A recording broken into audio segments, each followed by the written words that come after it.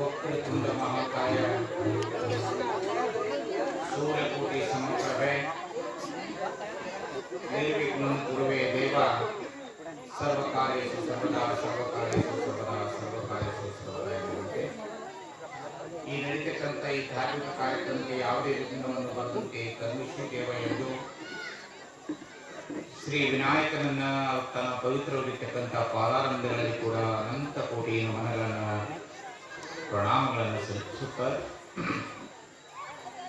ಯಾವ ಅಖಿಲಾಂಡ ಕೋಟಿ ಬ್ರಹ್ಮಾಂಡ ನಾಯಕನೆನಿಸಿಕೊಂಡಿರುವಂಥ 74 ಲಕ್ಷ ಜೀವರಾಶಿಗೆ ಜೀವಾತ್ಮನಾಗಿರ್ತಕ್ಕಂಥ ಪರಮಾತ್ಮನ ಪವಿತ್ರ ಪಾದಾರವಿಂದಗಳಲ್ಲಿ ಕೂಡ ಅನಂತ ಕೋಟಿ ನಮನಗಳನ್ನು ಸಲ್ಲಿಸುತ್ತಾರೆ. ನಮ್ಮ ನಿಮ್ಮೆಲ್ಲರ ಆರಾಧ್ಯ ದೈವ ಶಿವನ ಸ್ವರೂಪಿ, ಬೇಡಿದವರಿಗೆ ಬೇಡಿದ ಭಾಗ್ಯನ ಕೊಡಿತಕ್ಕಂಥ ಭಾಗ್ಯದ ಒಡೆಯನಾದ ಶ್ರೀ ಸದ್ಗುರು ದಿಗಂಬರೇಶ್ವರ ಪವಿತ್ರ ಚರಣಾರವಿಂದಗಳಲ್ಲಿ ಕೂಡ ಅನಂತ ಕೋಟಿ ನಮನಗಳನ್ನು ಕೂಡ ಸಲ್ಲಿಸುತ್ತ ಹಾಗೂ ಯಾವತ್ತೂ ಈ ಕಾರ್ಯಕ್ರಮಕ್ಕೆ ನಮ್ಮ ಜೊತೆಯಲ್ಲಿ 7 ದಿನಗಳ ಪರ್ಯಂತರವಾಗಿ ದಿವ್ಯ ಸಾನ್ನಿಧ್ಯವನ್ನು ವಹಿಸಿಕೊಳ್ಳತಕ್ಕಂಥ ಈ ಊರಿನ ಪೂಜ್ಯರು ಆಗಿರುವಂಥ ಶ್ರೀ ವೇದಮೂರ್ತಿ ನಮ್ಮ ದಾನಯ್ಯ ಸ್ವಾಮೀಜಿಯವರ ಪವಿತ್ರವಾಗಿರ್ತಕ್ಕಂಥ ಪಾದಾರಂಭಗಳಲ್ಲಿ ಕೂಡ ನಾನು ಶರಣೆಂದು ಯಾವತ್ತೂ ಈ ಕಾರ್ಯಕ್ರಮಕ್ಕೆ ಶೋಭೆಯನ್ನು ತರತಕ್ಕಂಥ, ಅದರ ಜೊತೆಗೆ ಎಲ್ಲ ದಾನಕ್ಕಿಂತಲೂ ಅನ್ನದಾನ ಶ್ರೇಷ್ಠ ಅನ್ನುವಂತೆ ಇವತ್ತ ಶಿಕ್ಷಕರ ವೃತ್ತಿಯಲ್ಲಿರ್ತಕ್ಕಂಥ ಯಾವ ನಮ್ಮ ನಾವಿ ಸಾರು ಮತ್ತು ನಮ್ಮ ಬೀಳೂರು ಸಾಹುಕಾರು ಹೋಸಲ ನಮ್ಮ ಗವಾಯಿಗಳಿಗೆ 5 ದಿನದ ಪರ್ಯಂತರ ತಮ್ಮ ತೋಟದಲ್ಲಿ ಇಟ್ಟುಕೊಂಡು ಸಕಲ ವ್ಯವಸ್ಥೆಯನ್ನು ಮಾಡಿಕೊಂಡು ಕಳಿಸಿರ್ತಕ್ಕಂಥವ್ರವರು. ಆ ಅನ್ನದಾಸೋಹವನ್ನು ಮಾಡ್ತಕ್ಕಂಥ ಈರುವ ಶರಣರಿಗೆ ಕೂಡ ನಾನು ಅವರ ಚರಣಾರವಿಂದದಲ್ಲಿ ಕೂಡ ಶರಣಾರ್ಥಿಯನ್ನು ಅರ್ಪಿಸಿ, ಇನ್ನು ವಿಶೇಷವಾಗಿ ಈ ಕಾರ್ಯಕ್ರಮಕ್ಕೆ ನಿಮ್ಮ ತನು ಮನ ಧನವನ್ನು ಅರ್ಪಿಸಿ ಈ ಕಾರ್ಯಕ್ರಮಕ್ಕೆ ತಮ್ಮೆಲ್ಲ ಪ್ರಪಂಚವನ್ನ ಒಂದು ವರ್ಷತನ ಮಾಡಿರ್ತೀವಿ. 7 ದಿನ ಯಾವ ನಮ್ಮಪ್ಪ ಭಗವಂತನಾಗ ಸ್ವರೂಪಿಯಾಗಿರ್ತಕ್ಕಂಥ ದಿಗಂಬೇಶ್ವರ ಒಂದು ಭಕ್ತಿಪೂರ್ವಕವಾಗಿ ಜಾತ್ರೆ ಮಾಡೋನು, ಎಷ್ಟಾಗ್ತಷ್ಟ ಕಾಣಿಕೆ ಕೊಡೋನು, ಎಷ್ಟಾಗ್ತ ಅವನು ಸೇವೆ ಮಾಡೋನು, ಒಂದಿಷ್ಟು 7 ದಿನಗಳವರೆಗೆ ಶಿವನಾಮ ಸ್ಮರಣೆ ಮಾಡೋನು ಅಂತ ತಿಳ್ಕೊಂಡು ನೀವು ಕರ ದನ ಮರಿ ಕುರಿ ಕೋಳಿ ಎಲ್ಲವನ್ನು ಬಿಟ್ಟುಕೊಂಡು ಸುಮಾರು 1-2 ಗಂಟೆ ಇಲ್ಲಿ ದಿಗಂಬರೇಶ್ವರ ಕೋಳಿ ಒಳಗೆ ಶಿವನಾಮ ಸ್ಮರಣೆ ಮಾಡೋನು ಅಂತಕ್ಕಂಥ ದೃಷ್ಟಿಕೋನ ಇಟ್ಕೊಂಡು ಬಂದಿರತಕ್ಕಂಥ ಯಾವತ್ತೂ ಗ್ರಾಮದ ತಂದೆ ತಾಯಿ ಬಳಗವೇ, ಅಣ್ಣ ತಮ್ಮಂದಿರೇ, ಅಕ್ಕ ತಂಗಿಯರೇ, ನನ್ನ ಪ್ರೀತಿಯ ಮುದ್ದು ಮಕ್ಕಳೇ, ಹಾಗೂ ಯಾವತ್ತೂ ಈ ಕಾರ್ಯಕ್ರಮಕ್ಕೆ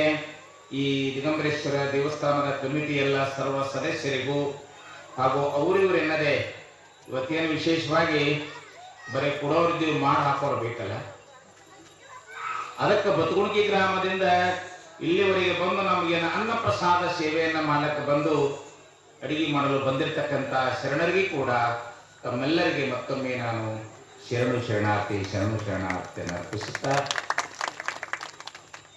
ನಾನು ಅನ್ಕೊಂಡೆ ಯಾಕೋ ತಾಯಂದರು ನಿನ್ನೆ ದಿವಸ ಕಡಿಮೆ ಅಂತೇಳಿ ಇಷ್ಟೆಲ್ಲ ಬಳದು ಬರೋದು ನಮ್ಮ ಬಳಗನೇ ಇಲ್ಲ ಅಂತ ನನಗೆ ಚಿಂತೆ ಆಗಿತ್ತು. ನನಗೆ ಅವಾಗ ಗೊತ್ತಾಯ್ತು ನಿನ್ನೆ ಅವ್ರ ಮಗನ ಹುಟ್ಟಹಬ್ಬ ಅದಕ್ಕೆ ನೈವೇದ್ಯ ಮಾಡಕ್ಕೆ ಅವ್ರ ಮನೆಯಾಗ ಉಳ್ಕೊಂಡ್ರ ಅಂತ. ಅಂದ್ರೆ ಗಣಪತಿ ಯಾರ ಮಗರೇವ? ಪಾರ್ವತಿ ಮಗ. ಸ್ವಂತ ತಯಾರು ಮಾಡಿದೇವಲ್ಲ, ಮತ್ತು ಅದ್ರಾಗ ನಿಮ್ಮ ಮಗ ನಿಮ್ಮ ಹುಟ್ಟಹಬ್ಬ ನಿನ್ನೆ ಜೋರು ಹಠಮ್ಮ ಮಾಡಿ ಮೆರಗಿತ್ತು, ಅವನಿಗೆ ನೈವೇದ್ಯ ಪೂಜೆ ಅಂತ ತಿಳ್ಕೊಂಡು ಅದರ ಸ್ವಲ್ಪ ಮೇಘರಾಜ ಒಬ್ಬ ಮ್ಯಾಲೆ ಬರಕತ್ತಿದ್ದ. ವಿಶೇಷವಾಗಿ ಎಲ್ಲ ತೋಟದಾಗಿರ್ತಕ್ಕಂಥ ಎಲ್ಲ ನನ್ನ ತಾಯಂದ್ರು ಆ ಗಣಪತಿ ಪೂಜೆ ಮಾಡ್ಕೊಂಡು ಅವನಿಗೆ ಪ್ರಸಾದ ಮಾಡಿ ಇಲ್ಲಿ ಬರ್ಲಾಕ ಸ್ವಲ್ಪ ಲೇಟಾಗಿ ನಿನ್ನೆ ದಿವಸ ಕಡಿಮೆ ಆಗಿತ್ತು. ಇವತ್ತು ಭಾಳ ಆನಂದಾಗಿದೆ ನನಗೆ. ಇಷ್ಟೆಲ್ಲ ಬಂದಿರಿ, ಶಾಂತದಿಂದ ಕೇಳ್ರಿ. ಇನ್ನು ವಿಶೇಷವಾಗಿ ಇನ್ನೊಂದು ಏನು ಕೇಳಿದ್ರೆ ದಿಗಂಬೇಶ್ವರ ಚರಿತ್ರೆ ನಿನ್ನೆ ದಿವಸ ಹೇಳಕತ್ತಿದ್ದೆವು, ಆದರೆ ಇನ್ನೊಂದು ಸ್ವಲ್ಪ ಉಳಿದಿತ್ತು. ಇನ್ನೊಂದು ಸ್ವಲ್ಪ ಭಾಳ ಒಂದು ತಿಂಗಳು ಹೇಳಿದ್ರು ಸರಿಯಿಲ್ಲಾದಷ್ಟು ಅದ.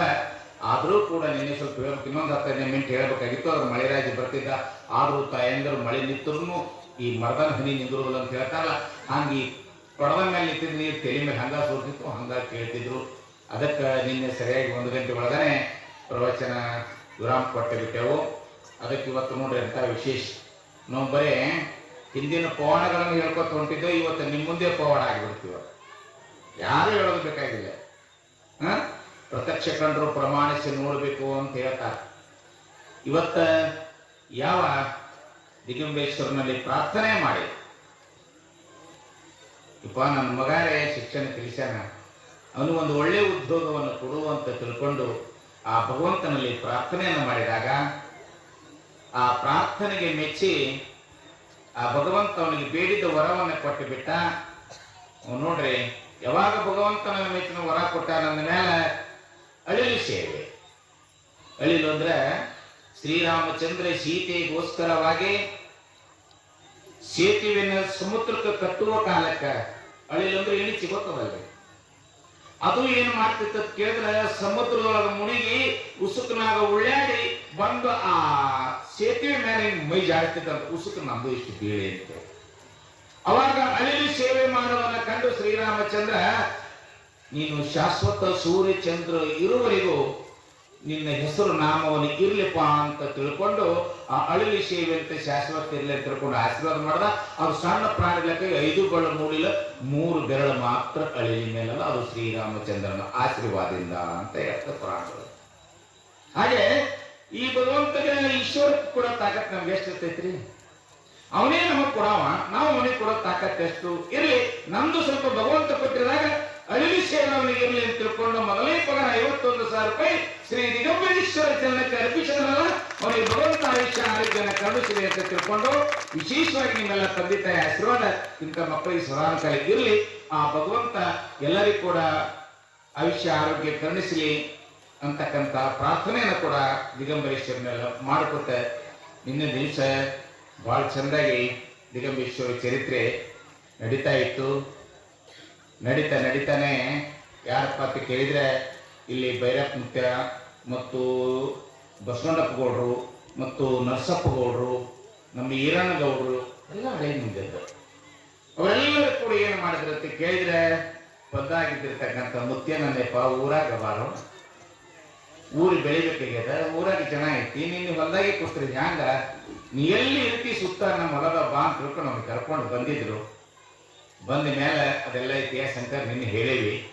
ಆದರೂ ಕೂಡ ಇಲ್ಲಿ ಬಂದು ಇಲ್ಲೆಲ್ಲ ನೆಲೆಸಿ ಸಿದ್ಧಲಿಂಗ ಮಹಾರಾಜರನ್ನ ಕರೆಸಿ ಇಲ್ಲಿ ಇರಿಸ್ಕೊಂಡು ಒಂದು ದಿವಸ ಸಿದ್ಧಲಿಂಗ ಮಹಾರಾಜರು ಕೂಡ ಈ ಜಾಗದೊಳಗೆ ವಾಸವನ್ನ ಮಾಡಿ, ಅವನಿಗೆ ನಾನು ಯಾವುದು ಹೊಲ ಬೇಡ, ಯಾವ್ದು ಇಲ್ಲಿ ಬೇಡ, ನನಗೆ ರುದ್ರಭೂಮಿ ಬೇಕಂತ ತಿಳ್ಕೊಂಡು ಇಲ್ಲೇ ಇಟ್ಕೊಂಡು ಸಿದ್ಧಲಿಂಗ ಮಹಾರಾಜರಿಗೆ ಒಂದು ಮಾತು ಹೇಳ್ತಾರೆ. ಯಾರು? ದಿಗಂಬರೇಶ್ವರರು.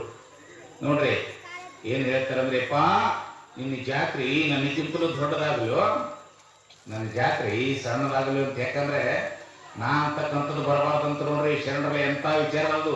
ನಿಂದು ದೊಡ್ಡದಾಗಲಿ ಅಂದ್ರು, ನಂದು ದೊಡ್ಡದಲ್ಲಕಂದ್ರೆ ನಾ ಅಂತಕ್ಕಂಥ ಶಬ್ದ ಬರ್ತದೆ. ಇಪ್ಪ ಜಾತ್ರೆ ನಿಂದು ದೊಡ್ಡದಲ್ಲಿ ಮಾತು ಯಾವಾಗ ಬರ್ತದೆ ಕೇಳಿದ್ರೆ, ಶ್ರೀರಾಮಚಂದ್ರ ಸೇತುವೆ ಕಟ್ಟಾಗ ಶ್ರೀರಾಮಚಂದ್ರ ಒಗೆದಿದ್ದು ಸಮುದ್ರ ಕಲ್ಲು ಮುಳುಗುತ್ತಿತ್ತಂತ, ಹನುಮಂತ ಒಗೆದಿದ್ದ ಕಲ್ಲು ತೇಲ್ತಿತ್ತಂತ ನೀರೊಳಗೆ. ನೋಡ್ರಿ, ಶ್ರೀರಾಮಚಂದ್ರ ಒಗೆದಿದ್ದ ಕಲ್ಲು ನೀರೊಳಗೆ ಮುಳುಗ್ತಿತ್ತಂತ, ಹನುಮಂತ ಒಗೆದಿದ್ದ ಕಲ್ಲು ತೇಲ್ತಿತ್ತಂತ. ಅವಾಗ ರಾಮ್ ಕೇಳಿದಂತೆ ಹನುಮಂತ, ಏನು ಹನುಮಂತ, ನೀ ಒಗೆದಿದ್ದ ಕಲ್ಲು ತೇಲ್ತದ, ನಾ ಒಗೆದಿದ್ದ ಕಲ್ಲ ಮುಳುಗುತ್ತದಲ್ಲ ಅಂತೇಳಿ. ಯಪ್ಪ ಅದು ನಂದಲ್ಲ, ಅದು ನಿಂದದ. ಪ್ರತಿಯೊಂದು ಕಲ್ಲಿನ ಮೇಲೆ ನಾನು ಜೈ ಶ್ರೀರಾಮ್ ಅಂತ ಬರೆದ ನಾ ಬಿಡ್ತೀನಿ, ಅದು ನಂದಲ್ಲಪ್ಪ, ಅದು ಕಲ್ಲು ನಿಂದದ ಅಂದ.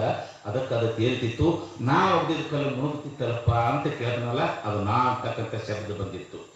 ಅದಕ್ಕಾಗಿ ಇಲ್ಲಿ ದಿಗಂಬರೇಶ್ವರ ಏನ್ ಹೇಳಿದ್ರು ಸಿದ್ಧಲಿಂಗಮ್ಮ ಶಿವಗಳಿಗೆ ಅಂತ ಕೇಳಿದ್ರೆ, ಈ ಪಾಲಿನ ಜಾತ್ರೆ ದೊಡ್ಡ ಪ್ರಮಾಣದೊಳಗಾಗ್ಲಿ, ನಂದಷ್ಟ ಸಣ್ಣ ಪ್ರಮಾಣದಲ್ಲಿ ಆಗ್ಲಿ ಅಂತ ಹೇಳಿದ್ರು. ಯಥಾ ಪ್ರಕಾರ ದೊಡ್ಡ ಪ್ರಮಾಣದಾಗ ಆಗ್ತಾ ಇದೆ. ಆದ್ರೆ ಇದು ಕೂಡ ಅದನ್ನು ಮೀರಿಸ್ತಕ್ಕಂಥ ಜಾತ್ರೆ ನಡೀತಾ ಇದೆ. ಯಾಕಂತಂದ್ರೆ ಆಮೇಲೆ ಸ್ಲೋ ಇರ್ತೈತಲ್ಲ, ದಿಗಂಬರೇಶ್ವರ ಸ್ಲೋದಿಂದ ಹ್ಯಾಂಗ್ ಹೊಂಟಾನಂದ್ರೆ ಮೆಟ್ಲೆ ಪ್ಯಾಟರ್ನ್ ಮಾಡ್ಕೋತ ಇವಾಗೆಲ್ಲ ಒಂದು 4-5 ವರ್ಷದಿಂದ 10 ವರ್ಷದಿಂದ ನೋಡ್ರಿ ಹ್ಯಾಂಗಿತ್ತು, ಈಗ ಹೆಂಗಾಗೈತಿ, ಹೋದ ವರ್ಷ ಹೆಂಗಿತ್ತು, ಈ ವರ್ಷ ಹೆಂಗಾಗೈತಿ, ಮತ್ತು ಮುಂದೆ ವರ್ಷ ಹೆಂಗಾಗೈತಿ, ಯಾವ ರೀತಿಯಾಗಿ ಬೆಳ್ಕೋತ ಬಂತು ಅಂತಕ್ಕಂಥದ್ದು ನಾವು ಹೇಳೋದು ಬೇಡ, ನೀವು ಕಣ್ಣು ಊಟ ನೋಡಕಂತ್ರಿ, ಮನಸ್ಸು ಆನಂದ ಆಗುವಾಗ ಸಂತೋಷ ಪಡ್ಕೊಂತ್ರಿ. ನಿಮ್ಮ ಮಕ್ಕಳೆಲ್ಲರೂ ವಿದ್ಯಾವಂತರಾಗಲಿ, ಬುದ್ಧಿವಂತರಾಗಲಿ, ಅಧಿಕಾರತ್ವಂತರಾಗಲಿ, ಆ ದಿಗಂಬೇಶ್ವರ ಆಶೀರ್ವಾದ ಸದಾಂಕಾಲ ನಮ್ಮ ಊರಿನ ಮೇಲೆ ಇರಲಿ ಅಂತ ತಿಳ್ಕೊಂಡು ಅವನನ್ನ ಭಕ್ತಿಪೂರ್ವಕ ನಾವು ಕೂಡ ಪ್ರಾರ್ಥನೆ ಮಾಡೋಣ ಅಂತ ತಿಳ್ಕೊಂಡು ಅವರೆಲ್ಲರೇನು ಕರ್ಕೊಂಬಂದಿರಲ್ಲ, ಬಸವಣ್ಣಪ್ಪ ಗೌಡ್ರು, ನರಸಪ್ಪ ಗೌಡ್ರು, ಭೈರಪ್ಪ ಮತ್ತು ಈರಣ್ಣಗೌಡ್ರು, ಅವರು ಅಂದ್ರೆ ಕೆಲವ್ರ ಹೆಸರು ನಮ್ಮ ನೆನಪಿರಂಗಿಲ್ಲ, ಕೆಲವೊಂದು ಕೇಳಿದ ಅಷ್ಟ ನೆನಪಿರ್ತಾವ. ಹಿಂಗೆಲ್ಲ 10-20 ಹಿರಿಯರು ಕೂಡ್ಕೊಂಡು ಇಲ್ಲೆಲ್ಲ ಕರ್ಕೊಂಡು ಮಾಡಿದ್ರು. ಇಪ್ಪ ಇಲ್ಲಿ ಅಗ್ನಿ ಪ್ರವೇಶ ಮಾಡುನು ಅಂದ್ರು. ಇನ್ನೆಲ್ಲ ಉಳ್ಕೊಂಡಿದ್ದೀರಿ ಕೆಲವೊಂದು ಚರಿತ್ರೆಗಳು. ಅಗ್ನಿ ಪ್ರವೇಶ ಮಾಡೋಣ ಅಂತ ತಿಳ್ಕೊಂಡು ಇಲ್ಲೇನು 5 ಗಿಡಗಳಿದ್ದು ಆಲದ ಮರ ಸಮೇತವಾಗಿ 5 ಪಂಚಮಹಾಭೂತಗಳು, ಪಂಚತತ್ವ ಅಂತ ಕರಿತೀವಿ, ಅವೆಲ್ಲ ಅದರೊಳಗೆ ಒಳಗೊಂಡಿರ್ತಕ್ಕಂಥ, ಯಾಕಂದ್ರೆ ಈಶ್ವರ ನಿಲ್ಲಿಸಿರ್ತಕ್ಕಂಥ ಜಾಗಲ ಇದು. ಅದಕ್ಕಾಗಿ ಅಗ್ನಿ ಪ್ರವೇಶ ಮಾಡೋಣ ಅಂತ ತಿಳ್ಕೊಂಡು ಅಗ್ನಿ ಪ್ರವೇಶನ ಅಗ್ಗಿ ಕುಣಿ ಮಾಡಿದ್ರು, ಅಗ್ಗಿ ಕುಟು ಮಾಡಿದ್ರು. ಅಗ್ಗಿ ಬೆಳಗ್ಗೆ ದಿಗಂಬರೇಶ್ವರ ಒಂದು ಪಾದಸ್ಪರ್ಶದಿಂದ ಅಗ್ಗಿಯನ್ನು ಹೆದಾಗ ಸುಮಾರು ಇನ್ನೂ ಒಂದಿಲ್ಲ ಪವಾಡ ಇತ್ತು, ಅವ್ರ ಹೆಸರು ಗೊತ್ತಿಲ್ಲ ನನಗೆ. ಸುಮಾರು 15 ವರ್ಷಗಳ ದಂಪತಿಗಳಿಗೆ ಮಕ್ಕಳೇ ಇರಲಿಲ್ಲ. 15 ವರ್ಷಗಳಿಗೆ ಆ ದಂಪತಿಗಳಿಗೆ ಮಕ್ಕಳೇ ಇರ್ಲಾರ್ದಾಗ ಇಲ್ಲಿ ದಿಗಂಬರೇಶ್ವರ ಅಗ್ಗಿ ಹಾಯ್ದು ಅವರೆಲ್ಲ ಹಿರಿಯರ ಜೊತೆ ಕೂತಾಗ, ಇಪ್ಪ ಜಾತ್ರೆ ಆನಂದವಾಗಿ ನಿಂತು, ಪ್ರಸಾದನೆ ಆನಂದ ಆಗೈತಿ, ಇಪ್ಪ ನನಗೆ 15 ವರ್ಷ ಇತ್ತು ಮದುವೆ ಆಗಿತ್ತಂದೆ, ನನಗೆ ಫಲ ಸಂತಾನ ಕೊಡು, ನನಗೆ ಫಲ ಸಂತಾನ ಕೊಡು ಅಂದಾಗ, ಅಮ್ಮ ಫಲ ಸಂತಾನ ಕೊಡ್ತಕ್ಕಂಥ ಈಶ್ವರ ಅದನ್ನ ಇದೇ ಪ್ರಥಮ ಬಾರಿಗೆ ಅಗ್ನಿ ಪ್ರವೇಶ ಆಗ್ಯದ. ಇಲ್ಲಿ ಭೂಮಿ ಅಗ್ನಿ ಒಳಗೆ ನೀನು ಹಣಿಗೆ ಹಚ್ಕೊಂಡು ನಿನಗೆ ಮುತ್ತಿನಂತ ಗಂಡಸ ಮಗ ಕೊಡ್ತಾನ ಅಂತ ತಿಳ್ಕೊಂಡು ದಿಗಂಬರೇಶ್ವರ ಆಶೀರ್ವಾದ ಮಾಡಿದಾಗ ಅಗ್ಗಿ ಕುಣಿನ ಬೂದಿ ಹಣಿಗೆ ಹಚ್ಕೊಂಡು ಹೋದ್ರ 15 ವರ್ಷ ನಂತರ ಆ ತಾಯಿ ಒಂದು ಗಂಡಸ ಮಗನ್ನು ಕೂಡ ಇಲ್ಲಿ ಉದ್ಭವವಾಗ್ತಾರೆ. ಅಂತ ಪವಾಡಗಳನ್ನ ಯಾರು ದಿಗಂಬರೇಶ್ವರರು ಇಲ್ಲಿ ಮಾಡಿದ್ದಾರೆ. ಅದಕ್ಕಷ್ಟೆಲ್ಲ ಕುತಿತ ಜನಕ ದಿಗಂಬರೇಶ್ವರರು ಒಂದು 4 ಮಾತು ಹೇಳಿದ್ರು. ಅವರು ಹಿರಿಯರೆಲ್ಲರೂ ಕೂತಿದ್ರಲ್ಲ, ಅವರು ಕೂತಿದ್ರು, ಅಗ್ನಿ ಪ್ರವೇಶ ಮಾಡಿದ್ರು, ಯಥಾ ಪ್ರಕಾರ ಕೂತಿದ್ರು. ಕೂತಾಗ ಅಯ್ಯಪ್ಪ ನಮ್ ಗೆಳೆಯರಿಗೆ ಎಂತವ್ರು ಇರ್ಬೇಕಂದ್ರೆ ಹೇಳ್ತೀವಲ್ಲ, ಸಾರ ಸಜ್ಜನರ ಸಂಘ ಲೇಸಯ್ಯ, ದೂರ ದುರ್ಜನರ ಸಂಘ ಬೇಡಯ್ಯ.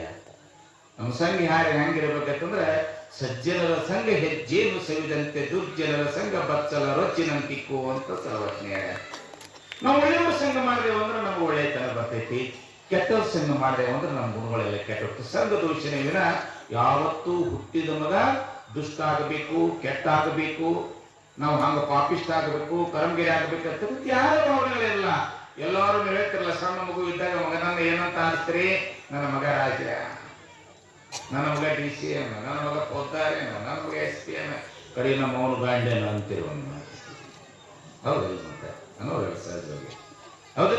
ಇವೆಲ್ಲ ಆರಿಸಿ ಮಗನೇ ಈ ರೀತಿ ಮಾಡ್ಬೇಕಂತಿರ್ತೀರಿ. ಮಗ ಒಂದು ಸಂಘ ದೋಷ ಮಾಡಿ ಕೆಟ್ಟವಾದಪ್ಪ ಅಂತಂದ್ರೆ ತಂದೆ ತಾಯಿಗೆ ನೋವು ಆಗ್ತದ. ಒಳ್ಳೆ ಸಂಘನ ಮಾಡಿ ಇವತ್ತು ಎಷ್ಟು ಖುಷಿ ನೋಡ್ರಿ, ನಿಮ್ಮೂರಿಗೆ ಖುಷಿ. ಇವತ್ತು ನಮ್ಮ ಗ್ರಾಮ ದೇವರಾಗಿರ್ತಕ್ಕಂಥ ಬೇಡಿದವರಿಗೆ ಬೇಡಿದ ಭಾಗ್ಯನ ಕೊಡ್ತಕ್ಕಂಥ ನಿಮ್ಮ ಕಣ್ಣು ಮುಂದೆ ನೋಡಿದ್ರಿ. ಇವತ್ತು ಅವ್ರ ತಂದೆ ತಾಯಿಗೆ ಎಷ್ಟು ಖುಷಿ ಆಗ್ತೀರಿ, ನಿಮಗೂ ಎಷ್ಟು ಖುಷಿ ಇಲ್ಲ. ನಮ್ಮೂರು ದೇವರ, ನಮ್ಮ ಗ್ರಾಮ ದೇವರ, ನಮ್ಮ ಮನೆಯ ಗುರು,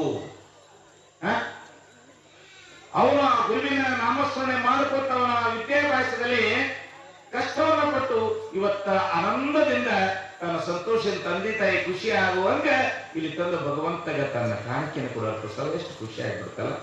ಆ ರೀತಿ ಒಳಗೆ ಅವ ಏನ್ ಹೇಳಿದ್ರು ದಿಗಂಬರೇಶ್ವರ 8 ಮಂದಿ ಗೆಳೆಯರು ಹಂಗಿರ್ಬೇಕಪ್ಪ ಅಂತ ಕೇಳಿದ್ರು. ಎಂತಿಂತವ್ರು ಇರ್ತಾರ ನಮ್ಮ ಜೀವನದಾಗ ಬರ್ತಾರೆ 10 ಮಂದಿ ಗೆಳೆಯರು. ಅದಕ್ಕೆ ಯಾರ್ಯಾರು ಇರ್ತಾರಪ್ಪ 8 ಮಂದಿ ಗೆಳೆಯರು ಅಂತ ಕೇಳಿದ್ರೆ, ಬರುತ್ತಾ ಹೋಗುತ್ತಾ ಇರುವವರು 2 ಬರ್ತಾರ ಹೋಗ್ತಾರ, ಅವರಿಬ್ರು ಗೆಳೆಯರು. ಆ ನಂತರ ಬಂದು ಹೋಗದೆ ಇರುವವರು 2, ಬಂದ್ರಂದ್ರೆ ಹೋಗೋದ್ರೆ ಅವರು ನಮ್ಮಲ್ಲಿ ಶಾಶ್ವತ ಇರ್ತಾರೆ, ಅವರಿಬ್ರು ಗೆಳೆಯರು. ಅಲ್ಲಿಂದ ಕರೆಯಿಸ್ಕೊಂಡು ಬರೋರು 2, ಬರೀರೋ ಅಂದಾಗ ಬರೋರು, ಎಲ್ಲರೂ ಅವರೇ ಬರಾಕತ್ತಾರೆ ಬರ್ಲಾರು, ಅವರಿಬ್ರು ಗೆಳೆಯರು. ಎಷ್ಟು ಮಂದಿ ಆದ್ರಿ? 6 ಮಂದಿ ಆದ್ರು. ಇನ್ನೆಷ್ಟು ಬಂದು ಹೋದ್ರು? 2 ಲಕ್ಷ ಎಕರೆ ಐತಲ್ಲ. ಇನ್ನಿಬ್ರು ಯಾರಂತಂದ್ರೆ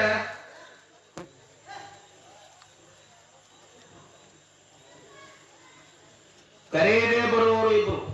ಅವ್ರಿಗೆ ನೀ ಯಾರೋ ಬಾ ಅನ್ಬೇಡ್ರಿ, ಬಿಡೋರು ಬಂದ್ಬಿಡ್ತಾರೆ. ಹಿಂಗೋಷ್ಟು ಎಷ್ಟು ಜನ? 8 ಜನ. ಇವ್ರು ಯಾರ್ಯಾರು? ಖರೆ ರೀ ಗುರುಗಳ 8 ಮಂದಿ ಹೇಳಿದ್ರಿ ಯಾರ್ಯಾರು ಅಂತ ಕೇಳಿದ್ರೆ ಮೊದಲನೇದಾಗಿ ಬರುತ್ತಾ ಹೋಗುತ್ತಾ ಇರೋರು ಅವ್ರು ಬರ್ತಾರ ಹೋಗ್ತಾರ. ಒಮ್ಮೆ ಏನಾಯ್ತಂದ್ರೆ ಲಕ್ಷ್ಮೀ ಸರಸ್ವತಿ ತ್ರಿಲೋಕ ಸಂಚಾರಿಯಾಗಿರ್ತಕ್ಕಂಥ ನಾರದ ಮಹಾಮುನಿಗಳ ಹತ್ರ ಬಂದ್ರಂತವ್ರು. 3 ಲೋಕ ಇರತಕ್ಕಂಥ ನಾರದ ಮುನಿಗಳ ಬಳಿ ಏನು ಕೇಳಬೇಕು ಅಂತ ಕೇಳಿದ್ರೆ ನಮ್ಮ ಭವಿಷ್ಯ ಕೇಳಬೇಕು. ನಾವು ಯಾರು ಶ್ರೇಷ್ಠ ಇದ್ದೀವಿ, ನಾವು ಯಾರು ಚಂದಿದ್ದೀವಿ ಕೇಳಬೇಕು ಅಂತ ತಿಳ್ಕೊಂಡು ನಮ್ಮ ಭವಿಷ್ಯ ಏನಂತ ತಿಳ್ಕೊಂಡು ಬಾಂಧವರಿದ್ರು. ಯಾರ್ಯಾರ್ರಿ? ಲಕ್ಷ್ಮಿ ಮತ್ತು ಸರಸ್ವತಿ ಇಬ್ರು ಬಂದು ನಾರದ ಮಹಾಮುನಿಗಳೇ ನಮ್ಮ ಭವಿಷ್ಯ ಹೇಳ್ರಿಪ್ಪ ಅಂತ ಹೇಳಿ ಮುಂದೆ ಕೈ ಮಾಡಿದ್ರು. ಹೆಣ್ಮಕ್ಳು ಯಾಕೆ ಕೈ ನೋಡ್ತಾರೆ? ಎಡಗೈ ನೋಡ್ತಾರ, ಗಂಡಸ ಮಕ್ಕಳಿಗೆ ಬಲಗೈ ನೋಡ್ತಾರೆ ಜ್ಯೋತಿಷ್ಗಾರ. ಅವಾಗ ಅವನ ನಾರದ ಮೇಲೆ ಭಾಳ ಶಾಣೆ ಇದ್ದ. ಅವ ಹೇಳ್ದ, ತಂಗಿದಾರೆ ನಿಮ್ದು ಕೈ ನೋಡಿ ನಾ ಭವಿಷ್ಯ ಹೇಳಂಗಿಲ್ಲ ಅಂದ. ಮತ್ತೆ ನಮ್ಗೆ ಏನ್ ನೋಡಿ ಭವಿಷ್ಯ ಹೇಳ್ತೀರಪ್ಪ? ನೀವು ಒಂದು 4 ಹೆಜ್ಜೆ ಅತಾತ್ ಹೋಗಿ ಇತಾತ್ ಬರ್ರಿ, ನಿಮ್ದು ಭವಿಷ್ಯ ಹೇಳ್ತೀನಿ ಅಂತ. ಹಂಗಂದ್ರೆ ನಾ ಹೋಗ್ರಿ ಅಪ್ಪ ಅಂದ್ರು. ಯಾರು? ಲಕ್ಷ್ಮಿ. ಮಳೆ ಬಾರಿತೇನ್ರಿ?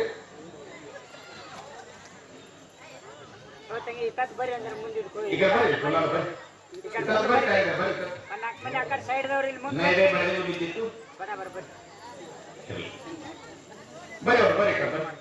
ಸ್ವಲ್ಪ ಬರ್ರಿ. ಅದೇ ನಮ್ಮ ಹಿರಿಯರು ಎದ್ದೇದು ಹೋಗೋದು ನೋಡಿ ನಾನು ಸಂಶಯ ಬದಿ ತಗಳೆ.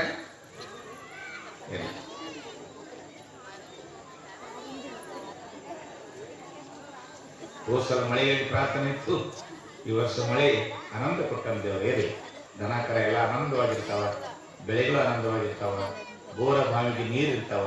ಇಲ್ಲ ಬೇಸಿಗೆ ನೀರು ಕುಡಿಯಕ್ಕೆ ಭಾಳ ಹೈರಾಣ ಇರ್ತಿತ್ತು.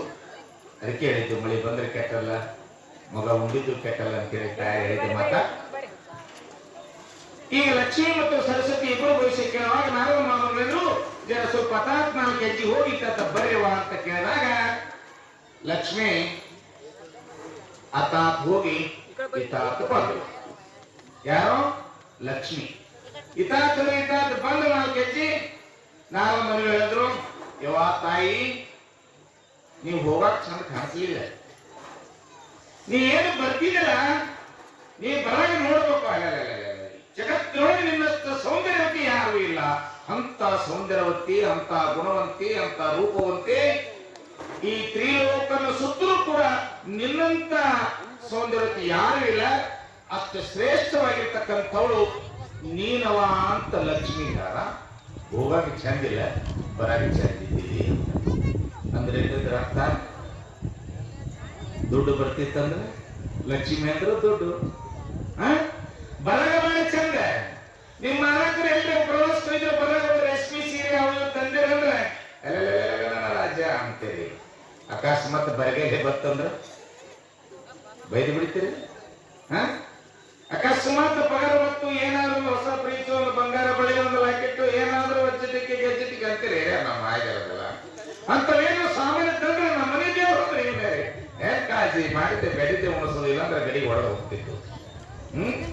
ಅಂದ್ರ ಬಡತನ ಮತ್ತು ಶ್ರೀಮಂತಿಕೆ ಬರೋದು ಹೋಗೋದು ಇವರಿಬ್ಬರಿಗೆ. ಯಾವಾಗ ಶ್ರೀಮಂತಿಕೆ ಬರ್ತದ ಗೊತ್ತಿಲ್ಲ, ಯಾವಾಗ ಬಡತನ ಬರ್ತದ ಗೊತ್ತಿಲ್ಲ.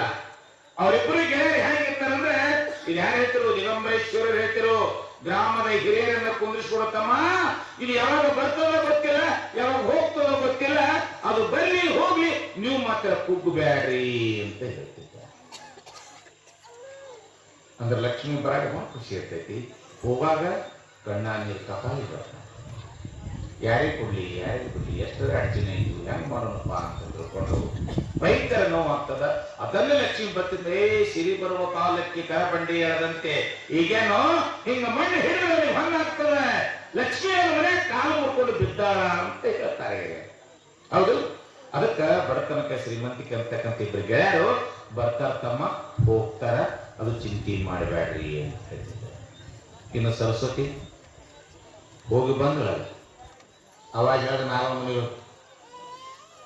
ಇವಾಗ ನೀ ಬರುವಾಗ ಚಂದ ಕಾಣಲ್ಲ, ನೀವು ಹೋಗಾಗ ಮಾತ್ರ ಬಹಳ ಚಂದ ಕಾಣಿಸ್ತೀವಿ ಅಂತ ನೋಡ್ರಿ. ಸರಸ್ವತಿ ವಿದ್ಯಾ ಬರ್ಬೇಕಂದ್ರೆ ಸುಮ್ಮನೆ ಬರಲ್ರಿ. ನಮ್ ಸರ್ ಬಂದ್ರೆ 51,000 ರೂಪಾಯಿ ಕೊಟ್ರು, ಸುಮ್ಮನೆ ಕೊಟ್ರು. ಎಷ್ಟು ಕಷ್ಟಪಟ್ಟಾರ ಗೊತ್ತೇನ್ರಿ? ಊಟ ಯಾವಾಗ ಮಾಡ್ಯಾರ ಗೊತ್ತಿಲ್ಲ, ನಿದ್ದೆ ಯಾವಾಗ ಮಾಡ್ಯಾರ ಗೊತ್ತಿಲ್ಲ. Student life is golden life ಅಂತ ಹೇಳ್ತಾರೆ. ವಿದ್ಯಾರ್ಥಿ ಜೀವನ ಬಂಗಾರದಂತ ಜೀವನ ಯಾವಾಗ ಆಗ್ತದ ಅಂದ್ರೆ ಒಂದು ಅಧಿಕಾರಿ ಮೇಲೆ ಕುಂದ್ರು ತನಕ ಕುತ್ತ ಮೇಲೆ ಆಗ್ತದ. ಕುಂದ್ರು ತನಕ ನಿಮ್ಗೆ ಹೆಂಗಂದ್ರೆ ನೆಗ್ಗಿನ ಮುಳ್ಳಿ ಹಾಸಿಗಿದ್ದಂಗೆ 3 ತರ ಮುಳ್ಳು ಇರ್ತದೆ. ಯಾವ್ದು ನೆಲಕ್ಕೆ ಹಚ್ಚರು ಒಂದು ಖಡಾನ ಇರ್ತದೆ. ಹ್ಯಾಂಗ್ ಮಾಡೋದು ಚೂಸ್ತು. ವಿದ್ಯಾ ಬರ್ಬೇಕಾದ್ರೆ ಹ್ಯಾಂಗ ಬಹಳ ಕಷ್ಟ, ಅದು ಭಯಂಕರ ಕಷ್ಟ. ಬತ್ತು ಅಂದ್ರೆ ಅದು ಹೋಗ್ಬೇಕಾದ್ರೆ ಬಹಳ ಸರಳ. ಏನ್ ಭಯ ಇಲ್ಲ. ಸಾಕಷ್ಟು ವಿದ್ಯೆ ಇತ್ತಂದ್ರೆ ಎಲ್ಲಿ ಕೈಯಾಕಲ್ಲಿ ವಿದ್ಯೆ ಸಿಕ್ತಿತ್ತಂದ್ರೆ ಬುದ್ಧಿ ಇತ್ತು, ವಿದ್ಯೆ ಇತ್ತಪ್ಪ ಅಂತಂದ್ರೆ ಯಾವುದಕ್ಕೂ ಭಯ ಪಡೋ ಅವಶ್ಯಕತೆ ಇಲ್ಲ. ಅದಕ್ಕ ನೀ ಬರಾಗ ಚಂದ ಕಾಣಿಸ್ಲಿಲ್ಲವ, ನೀವು ಹೋಗಾಗ ಬಹಳ ಚಂದ ಕಾಣಿಸಿದೆ. ಅಂದ್ರೆ ವಿದ್ಯೆ ಹಂಚುವಾಗ ಬಹಳ ಚಂದ ಕಾಣಿಸಿದಿ. ನೀ ದುಡಿಮೆ ಮಾಡಿ ಸಂಪನ್ನ ತರಾಗ ಚಂದ ಕಾಣಿಸಿದಿ. ನೀ ಬರಾಗ ಮಾತ್ರ ಬಹಳ ಹೈರಾಣ ಮಾಡ್ತೇವ ಅಂತ. ಹೌದ್ರೆ ಇದು ದಿಗಂಬರೇಶ್ವರಿ ಹೇಳಿದ ಮಾತ ನಾ ಹೇಳೋ ಮಾತಲ್ಲ. ಇನ್ನೊಂದೆರಡು ಮಾತು ಹೇಳಿದ್ರು ಅವರು. ಯಾರಿಗೆ ಯಾರು ಇವರು ಬರುತ್ತಾ ಹೋಗುತ್ತಾ ಇರೋರು ಬಡತನ ಮತ್ತು ಶ್ರೀಮಂತಿಕೆ. ಹೌದಲ್ಲ, ಇವು ಬರ್ತಾ ಹೋಗ್ತಾವ. ಯಾವುದಕ್ಕೂ ಚಿಂತೆ ಮಾಡಿ ಕೊಡವ ತಗೊಳವ. ನಮ್ಮ ನಿಷ್ಠೆ ಪ್ರಾಮಾಣಿಕತೆ ಸತ್ಯವಂತವಾಗಿ ಇದ್ದೇವು ಅಂತಂದ್ರೆ ಅದು ಬಡತನ ನಮಗೊಬ್ಬ ಹತ್ತಂಗಿಲ್ಲ, ಶ್ರೀಮಂತಿ ಯಾವತ್ತೂ ನಮ್ಮನ್ನು ಬಿಟ್ಟು ಹೋಗಂಗಿಲ್ಲ. ಅದರ ದಾನ ಧರ್ಮ ಅಂತಕ್ಕಂಥದ್ದು ಭಗವಂತ ಕೊಟ್ಟ ಕಾಲಕ್ಕೆ ಹಂಚಿ ತಿಳ್ತಕ್ಕಂಥ ಗುಣ ನಮ್ಮಲ್ಲಿ ಇತ್ತಂದ್ರೆ ಸಾಕ್ಷಾತ್ ಅನ್ನಪೂರ್ಣೇಶ್ವರ ನಮ್ಮನೆ ಕಾಲು ಮುಡ್ಕೊಂಡು ಬಿದ್ದೇ ಬೀಳ್ತಾರ. ಆ ಗುಣ ಇರ್ಲಿಲ್ಲ ಮುಚ್ಚಿಡಕತ್ತೆ ಅಂದ್ರೆ ಇನ್ನೊಬ್ಬ ಕಳ್ಳನ ಪಾಲ ಆಗ್ತದ ಅಂತಕ್ಕಂಥ ಮಾತು ಬರ್ತದೆ. ಇನ್ನು ಎರಡನೇ ಯಾರಪ್ಪ ಅಂದ್ರೆ ಬಂದರೆ ಹೋಗದವರಿಬ್ಬರು. ಬಂದ್ರಲ್ಲಿ ಹೋಗಲ್ರಿ ಅವರು. ಯಾರು? ವಿದ್ಯೆ ಮತ್ತು ಕಲೆ. ಹೌದಾ? ಒಮ್ಮೆ ವಿದ್ಯೆ ಸರಸ್ವತಿ ನಮ್ಮ ಕಲಿಯುವಾಗ ಬಂದ್ರು ಅಂದ್ರೆ ಯಾಕೆ ಹೋಗ್ತಾರೆ? ಈಗ ನಮ್ಮ ಸರ್ ಕಷ್ಟಪಟ್ಟು ವಿದ್ಯಾ ತಗೊಂಡು ನೌಕರಿ ಮಾಡಿ ಇರ್ತಾ 51,000 ಪಗಾರ ಗುರುವಿಗೆ ಅರ್ಪಿಸ್ನೆ ಮಾಡೋದು. ಅದ್ಯಾಕೆ ಹೋಗ್ತಾರೆ? ಇಲ್ಲ. ಇನ್ನೊಂದು ಕಲೆ. ಕಲೆ ಅಂದಾಗ ಜಕಣಾಚಾರ್ಯನ ಪಾತ್ರಿರ್ಬೇಕು. ಎಂತ ಕಲೆ! ಅವನ ಕೈ ಒಳಗ ಕಲ್ಲು ಮ್ಯಾಣ ಆಗಿತ್ತು. ಮ್ಯಾಣ ಅಂದ್ರೆ ಜೇನುತುಪ್ಪಿನ ಮ್ಯಾಣ ಹಣೆ ಹೆಚ್ಚು ಕುಕ್ಕ ಮುಚ್ಚುತ್ತೀರಿ. ಅವ ನಮ್ಮ ಹೌದ್ರ ಆಯ್ದರು. ಹೌದಲ್ರಿ? ಈಗ ನೋಡಿ ಟಿಕ್ಕ ಬಂದಾಗ್ಬಿಟ್ರು. ಏನು ರಾತ್ರಿ ಜಿಗಿದಿರ್ತೈತಿ ಅದು ಹಚ್ಕೊಂಡಿರ್ತೀವಿ. ಅದು ಈ ಒಳಗ ವಾದ್ಯ ಫ್ಯಾಷನ್ ಆಗಿಬಿಟ್ಟಾವೆಲ್ಲ. ಸಣ್ಣ ಸೈಜ್ ಬಂದಾವ, ದೊಡ್ಡವಾದ್ರು ಮಾಡ್ತಿದ್ರು ಅಕ್ಕ ಅಂತ ತಿಳ್ಕೊಂಡು. ಅವ ಗಣಿ ತುಂಬ ಕುಂಕುಮ ಅಂದ್ರೆ ಅದಕ್ಕೆ ಬಂಗಾರದ ಸಿಂಗಾರ ಅಂತ ಕರೆದಾರ. ಬಂಗಾರದೊಳಗಿನ ಸಿಂಗಾರ ತಂದ್ರೆ ಕುಂಕುಮ. ಅದಿತ್ತು ಹಣಿ ಮೇಲೆ ಅಂದ್ರೆ ಎಷ್ಟು ಚಂದ ತಾಯಂದಿರಿ. ಇಷ್ಟು ತಗಲು ಕುಂಕುಮ ಇವತ್ತು ಹಚ್ಕೊಂಡು ಅವ್ರು ನಟ್ ನಡ್ವತ್ತು ಹೊಂಟ್ರೆ ಮುತ್ತೈದು ಹೇಮರೆಡ್ಡಿ ಮಲ್ಲಮ್ಮ ಅಕ್ಕಮಾದೇವಿ ಹೊಂಟಾಗ ತಾಯಂದ್ರಿ ಕೈ ಮುಗಿದು ನಮಸ್ಕಾರ ಮಾಡ್ಬೇಕು. ಆ ರೀತಿ ಒಳಗೆ ತುಂಬಿದ ಮನೆಯಾಗ ಕೂತ್ರ ಅದೇನು ಹೇಳ್ಬಾರ್ದು. ಸಾಕ್ಷಾತ್ ಲಕ್ಷ್ಮಿ ಅವತಾರೇ ಕೂತಾಳೆ ಅನ್ನಬೇಕು. ಹಾಗೆ ಬಂಗಾರದ ಸಿಂಗಾರ ಯಾಕಂದ್ರೆ ಬಂಗಾರ ಹಚ್ಚಿದ ಕುಂಕುಮ ಮಾತಿಟ್ಟಿರ್ತಾರೆ ನೋಡ್ರಿ ಅಂಗಡಿಯಾಗ. ನೀವು ಚಿತ್ರ ಕೊಟ್ಟಿರ್ತಾರೆ, ಅದು ಗುಲಾಬ್ ಕಲರ್ ಹಾಳಿ ಒಳಗೆ. ಬಂಗಾರ ತಂದಿರ ಗಡೆ ಗೊತ್ತೈತಿ ಬಿಡ್ರಿಲ್ಲ, ದೊಡ್ಡ ಶ್ರೀಮಂತರು ಇದ್ರೆಲ್ಲರೂ ಇರಲಿ. ಬತ್ತು ಅಂದ್ರೆ ಹೋಗದೆ ಇರೋರು. ಮತ್ತೇನು ಕಲೆಯನ್ನು ಬತ್ತು ಅಂದ್ರೆ ಹೋಗೋದೇ ಇಲ್ಲರು. ಕಲೆ ಜಕಣಾಚಾರ್ಯ ಬರ್ತ ಕಲೆ ಅಂದಾಗ ಜಕಣಾಚಾರ್ಯ ಮತ್ತು ಮಗ ರಕಣಾಚಾರ್ಯಗೆ ವಾದ ಆಗ್ತದೆ. ಏನಾಗ್ತದ ಅಂತ ಕೇಳಿದ್ರೆ, ಜಕಣಾಚಾರ್ಯ ತನ್ನ ಹೆಂಡತಿ ಗರ್ಭವತಿ ಇದ್ದಳು. 9 ತಿಂಗಳ 9 ದಿವಸ ಮುಗಿದಿತ್ತು. ಇನ್ನೇನು ಮಗುವನ್ನ ಭೂಮಂಡಲಕ್ಕೆ ಬೀಳುವ ಸಂದರ್ಭದೊಳಗೆ ಸೂಲಿಗಿತ್ತೆರ ಅಂತ ಹೇಳ್ತಾರೆ ತಾಯಂದಿರು. ಆ ಇಬ್ಬರು ಸೂಲಿಗಿತ್ತೆರ ಪಾಂತರ ಮಾಡೋಗೋಸ್ಕರ ಹೋಗಿದ್ರು. ಅವಾಗ ಜಕಣಾಚಾರ್ಯ ಜ್ಯೋತಿಷ್ಕಾರರು ಇದ್ದ ಮತ್ತು ಕಲೆಕಾರರು ಇದ್ದ. ಕಲೆ ಬಾಳಿತವನಂತ ಒಂದು ಲಿಂಬಿಕಾಯಿ ಕೊಟ್ಟ. ಗಣಿತ ಶಾಸ್ತ್ರಜ್ಞನಿದ್ದು ಕೂಡ ಅವ ಜಕಣಾಚಾರ್ಯ. ಒಂದು ಲಿಂಬೆಯನ್ನ ಮಗು ಭೂಮಿಗೆ ಬಿದ್ದ ತಕ್ಷಣವೇ ನಿಂಬೆ ಹಣ್ಣು ಹೊರಗೋಗಿದವ ಅಂತ ತಿಳ್ಕೊಂಡು ಅವ ಗಣಿತ ಲೆಕ್ಕ ಹಾಕೊಂಡು ಕೂತಿದ್ದ. ಸೂಲಿಗಿತ್ತರ ಕೈಗೆ ನಿಂಬೆಹಣ್ಣು ಕೊಟ್ಟಿದ್ದ. ಯಾರು? ಜಕಣಾಚಾರ್ಯ. ಇನ್ನೇನು ತಾಯಿ ಗರ್ಭದಿಂದ ಮಗು ಭೂಮಿಗೆ ಬಿತ್ತು, ಸೂಲಿಗಿತ್ತಿ ತಗೊಂಡು ನಿಂಬೆಕಾಯಿ ಹೊರಗೆ ಹೋಗದು. ಅದು ಹಸ್ಲ ತಟ್ಟು ಒಳಗೆ ಬರ್ತದೆ. ಇನ್ನು ಅದು ತಗೊಂಡು ಹೋಗಿಬೇಕಾದ್ರೆ ಒಂದು 5-10 ಸೆಕೆಂಡ್ ಹೋಗೋದಿಲ್ಲ ಟೈಮ್. ತಗೊಂಡು ಮತ್ತೆ ಹೊರ ಹೋಗಲು ಅವನ ಗಣಿತ ಶಾಸ್ತ್ರದೊಳಗೆ ಏನು ಬಿತ್ತು ಅಂತ ಕೇಳಿದ್ರೆ, ಈ ಮಗು ಹಾದ್ರ ಕುಟ್ಟ್ಯಾರ ಅಂತ. ಅವ ಜಕಣಾಚಾರ್ಯ ಅಂದ, ನಾನು ಶ್ರೇಷ್ಠವಾಗಿರ್ತಕ್ಕಂಥ ಕಲೆಗಾರ, ಗಣಿತ ಶಾಸ್ತ್ರಜ್ಞ, ಜ್ಯೋತಿಷ್ಯಗಾರ, ಎಲ್ಲರ ಭವಿಷ್ಯನ ಹೇಳ್ತಕ್ಕಂಥವನ ನಾನು. ಇಂಥವನ ಮನೆ ಹೊಟ್ಟೆಲೆ ಇಂಥವ ಹುಟ್ಟ್ಯಾನ ಮೇಲೆ ಇನ್ನೇ ಕಿರಬೇಕು ಅಂತ ತಿಳ್ಕೊಂಡು ಅವತ್ತೇ ಸಂಸಾರವನ್ನು ತ್ಯಾಗ ಮಾಡಿ ದೇಶ ಸಂಚಾರ ವಿಚಾರ ಕೊಂಟ ಒಂದೊಂದು ರಾತ್ರಿ ಒಳಗೆ ಒಂದೊಂದು ಗುಡಿ ಕಟ್ತಿದ್ದ. ಶಿವ ದೇವಾಲಯ ಕಟ್ತಿದ್ದ. ಮತ್ತೆ ಆ ದೇವಾಲಯ ಎಲ್ಲ ಶಿವ ದೇವಾಲಯ ಕಟ್ಟಿ ಲಿಂಗವನ್ನು ಪ್ರತಿಷ್ಠಾಪನೆ ಮಾಡ್ತಿದ್ದ. ಒಂದು ರಾತ್ರಿ ಒಂದು ದೇವಾಲಯ ನೋಡ್ರಿ. ಅವ್ರ ಕೈ ಕಲ್ಲೆ ಅಂತ ಬರೇ ಕಲ್ಲ ನೋಡ್ರಿ. ಇನ್ನೂ ಕೆಲವೊಂದು ದೇವಾಲಯ ಇದ್ದವು ಹೇಳ್ತೇನೆ, ದೃಷ್ಟಾಂತ ಬರ್ತಾ ಇದ್ರೊಳಗೇನೆ. ಒಂದೊಂದು ರಾತ್ರಿ ಒಂದೊಂದು ಶಿವ ದೇವಾಲಯ ಕಟ್ಟಬತ್ತು ಹೋಗ್ತಾ ಇದ್ದ. ಮುಂದೆ ಮಗ ಹಂಗೆ ಬೆಳೀತಾ ಬೆಳೀತಾ ಬೆಳೀತಾ ದೊಡ್ಡವನಾದ. ಹೀಗೆ ಬೆಳೀತಾ ಮಗು ದೊಡ್ಡವನಾದಾಗ ಸುಮಾರು 15-16 ವರ್ಷದ ಮಗ ಆದಾಗ ತಾಯಿ ಕೇಳ್ತಾನಮ್ಮ, ಅಪ್ಪ ಎಲ್ಲಿ ಅಂತ. ಏನಂತ ಉತ್ತರ ಕೊಡ್ಬೇಕ್ರಿ ತಾಯಿ? ಪಾಪಕಿ ಪತಿವ್ರತ ಸ್ತ್ರೀ, ಧರ್ಮವಂತರು, ಸತ್ಯವಂತರು, ಪ್ರಾಮಾಣಿಕವಂತರು, ಪತಿದೇವರ ಬಿಟ್ಟು ಇನ್ನೊಬ್ಬರನ್ನ ಕಣ್ಣೆತ್ತಿ ಕೂಡ ನೋಡಿರ್ತಕ್ಕಂಥ ತಾಯಿ ಈಗ ಮಗು ಕೇಳ್ತಕ್ಕಂಥ ಪ್ರಶ್ನೆಗೆ ಯಾವ ರೀತಿಯಾದ ಉತ್ತರ ಕೊಡಬೇಕು? ತಾಯಿಯಲ್ಲಿ ಕಣ್ಣಿನ ನೀರು ಬರ್ತಾ ಇತ್ತು. ಯಾಕಮ್ಮ ಯಾಕೆ ಅಳ್ತಾ ಇದ್ದೀ ಅಂದ. ನೀವು ಏನಂತ ಹೇಳಿ ಮಗು ಒಂದು ಇದ್ದಿದ್ದೇಳು ಅನ್ನೋ. ಮತ್ತು ಅಂತ ಜ್ಯೋತಿಷಗಾರನ ಮಗ, ಗಣಿತ ಶಾಸ್ತ್ರಜ್ಞನ ಮಗ, ಕಲೆಗಾರನ ಮಗನಾಗಿರ್ತಕ್ಕಂಥ ಜಕಣಾಚಾರ್ಯನ ಮಗ ನಕನಾಚಾರ್ಯ ತಾಯಿಯನ್ನು ಕೇಳ್ತಾನ, ಯಪ್ಪ ನೀನು ನನ್ನ ತಾಯಿ ಗರ್ಭದಿಂದ ಭೂಮಿಗೆ ಬೀಳುವ ಸಮಯದೊಳಗ ನಿಮ್ಮಪ್ಪ ಸೂಲಿಗಿತ್ತಿರ ಕೈ ಒಳಗೊಂದು ಲಿಂಬೆ ಹಣ್ಣು ಕೊಟ್ಟಿದ್ದ. ಅದು ನೀ ಭೂಮಿಗೆ ಬಿದ್ದ ತಕ್ಷಣ ಹೊರಗೋಗಿ ಅಂತೇಳಿ ಆ ಸಂದರ್ಭದಲ್ಲಿ ಸೂಲಿಗಿತ್ತಿ ಒಗದಳು. ಆ ಹೊಸ್ತಲು ಬಡದು ಒಳಗೆ ಬಂದಿತ್ತು. ಅದನ್ನ ತೆಗೆದು ಹೊರಗೋಗಿದ್ರೊಳಗ ಒಂದು ನಿಮಿಷ ಸಮಯ ಆಗಿತ್ತು. ಅವಾಗ ನೀನು ಹಾಗಲು ಕುಟ್ಟಿದಿ ಅಂತ ನಿಮ್ಮಪ್ಪನ ಗಣಿತ ಶಾಸ್ತ್ರದೊಳಗೆ ಬಂತು. ಅವಾಗ ಇಂಥವ ಮಗ ಹೆಂಗ್ ಹುಟ್ಟಿದ್ರೆ ಇನ್ಯಾಕಿರಬೇಕು ಮನೆಯೊಳಗೆ ಕೇಳಿ ನಿಮ್ಮಪ್ಪ ಮನೆ ಬಿಟ್ಟು ದೇಶಾಂತರ ಹೋಗ್ಯಾನ ಅಂತ ತಾಯಿ ದುಃಖ ಪಡ್ತಾ ಮಗನಿಗೆ. ಹೌದಾ? ಅವ ಕುಳಿತು ಗಣಿತ ಹಾಕದ ಆ ಸಮಯ ನೋಡ್ಕೊಂಡು, ನಾನು ತಂದೆ ಹುಟ್ಟಿದ ಮಗನಿದ್ದೀನಿ, ಅಮ್ಮ ನೀನು ನಂಜೆ ಮಾಡ, ತಂದೆ ಇದ್ರು ಕೂಡ ನಾನು ಸೋಲು ಮಾಡ್ಕೊಂಡು ಬರ್ತೀನಿ, ತಂದೆ ಎಲ್ಲಿ ಇದ್ರು ಕೂಡ ನಾನು ಸೋಲು ಮಾಡ್ಕೊಂಡು ಬರ್ತೀನಿ, ನೀ ಚಿಂತೆ ಮಾಡಬೇಡ ಅಂತ ತಾಯಿಗೆ ಮಗ ಹೇಳ್ದ. ಅಪ್ಪ ಹೋಗಿ 15 ವರ್ಷ ಆಯ್ತು. ಅದಾನು ಇಲ್ಲೋ, ಏನ್ ಮಾಡ್ತದನೋ ಏನಿಲ್ಲೋ, ಯಾವ ಊರದನೋ ಎಲ್ಲದನೋ, ಹೆಂಗ ತರ್ತೀಯಪ್ಪ ಮಗ ಅಂದಾಗ, ಅಮ್ಮ ಎಲ್ಲಿದ್ರೂ ಕೂಡ ನಾನು ತರ್ತೀನಿ, ನೀನು ಚಿಂತೆ ಮಾಡಬೇಡ ಅಂದ. ನಾನು ನಿಮ್ಮ ಮಗ ತೋರಿಸಿಕೊಡ್ತೀನಿ ಅಮ್ಮ, ನೀನ್ ಚಿಂತೆ ಮಾಡಬೇಡ, ದುಃಖಿಸಬೇಡ ಅಂತ ತಿಳ್ಕೊಂಡು ತಾಯಿಗೆ ಧೈರ್ಯನ್ನೇ ಡಗ್ನಾಚಾರ್ಯ ಹೋಗ್ತಾನೆ. ಮತ್ತೆ ದೇಶ ಸಂಚಾರ ಹೋಗೋದ್ರೊಳಗೆ ಎಲ್ಲಿ ಊರಿಗೊಂದು ಗುಡಿ ಕಟ್ಟಿದ್ದವ, ಶಿವ ದೇವಾಲಯ ಕರ್ತ ಕರ್ತ ಕರ್ತ ಹೋಗ್ತಾ ಹೋಗೋದ್ರೊಳಗೆ ಒಂದು ಶಿವ ದೇವಾಲಯ ಕಟ್ಟಿದ್ದ. ಆ ಶಿವನ ದೇವಾಲಯದೊಳಗೆ ಲಿಂಗ ಪ್ರತಿಷ್ಠಾಪನೆ ಮಾಡೋದಿತ್ತು. ಅದು ವಾದ್ಯ ವೈಭವ ಕುಂಭ ಕಳಸದೊಂದಿಗೆ ಮೆರವಣಿಗೆ ನಡೆದಿತ್ತು. ಯಾವ್ದಾದ್ರಿ ಲಿಂಗದ್ದು, ಶಿವಲಿಂಗದ ಮೆರವಣಿಗೆ ನಡೆದಿತ್ತು. ಈ ಹುಡುಗ ಹೋದ. ಈ ಹುಡುಗನ ಭಯಂಕರ ಉದುದು ಬರ್ಸೋದು ನಡೆದಿತ್ತು. ಚಿಟ್ಟಲಿಗಿದ್ದು, ಬ್ಯಾಂಡ್ ಬಾಜಿ ಇತ್ತು, ತಾಯಂದ್ರ ಓಂ ನಮ ಶಿವ ಅಂತ ಘೋಷಣೆ ಇತ್ತು, ತಲೆ ಮೇಲೆ ಕುಂಬಿದ್ದು, ಕೈ ಒಳಗೆ ಕಳಿಸಿತ್ತು, ಓಂ ನಮ ಶಿವ ಅಂತ ಜಯಘೋಷ ಹಾಕುತ್ತೆ, ಲಿಂಗನ ಮೆರವಣಿಗೆ ಮಾಡ್ಕೋತಿ, ಇನ್ನೇನು ಗುಡಿ ಒಳಗೆ ಪ್ರದಕ್ಷಿಣೆ ಹಾಕಿ ಗುಡಿ ಒಳಗೆ ಪ್ರತಿಷ್ಠೆ ಮಾಡಬೇಕು ಅನ್ನೋದ್ರೊಳಗೆ ಮೆರವಣಿಗೆ ಹೊಟ್ಟಿತ್ತು. ಮಗು ಇದ್ರಿವರೆ ನೆಂದಿರಿ ನೋಡ್ರಿ, ನೆಂದಿರಿ ಸ್ವಲ್ಪ ತಡೀರಿ ಅಂದ. ಏನ್ ತೊಗೊಂಡ್ರಿ ಅಂದ. ಲಿಂಗ ತೊಗೊಂಡ್ರಿ. ಎಲ್ಲಿಗೆ? ಗುಡಿಗೆ. ಹುಚ್ಚಿರ ಹೆಣಾದ ಲಿಂಗದ ಇಲ್ಲ. ಹುಚ್ಚ, ಇದು ಜಕಣಾಚಾರ್ಯರು ಕಟ್ಟಿ ಎಷ್ಟೋ ದೇವರು ಕಟ್ಟಿ ಶಿವಲಿಂಗವನ್ನು ಪ್ರತಿಷ್ಠಾಪನೆ ಮಾಡಕತ್ತಾರ.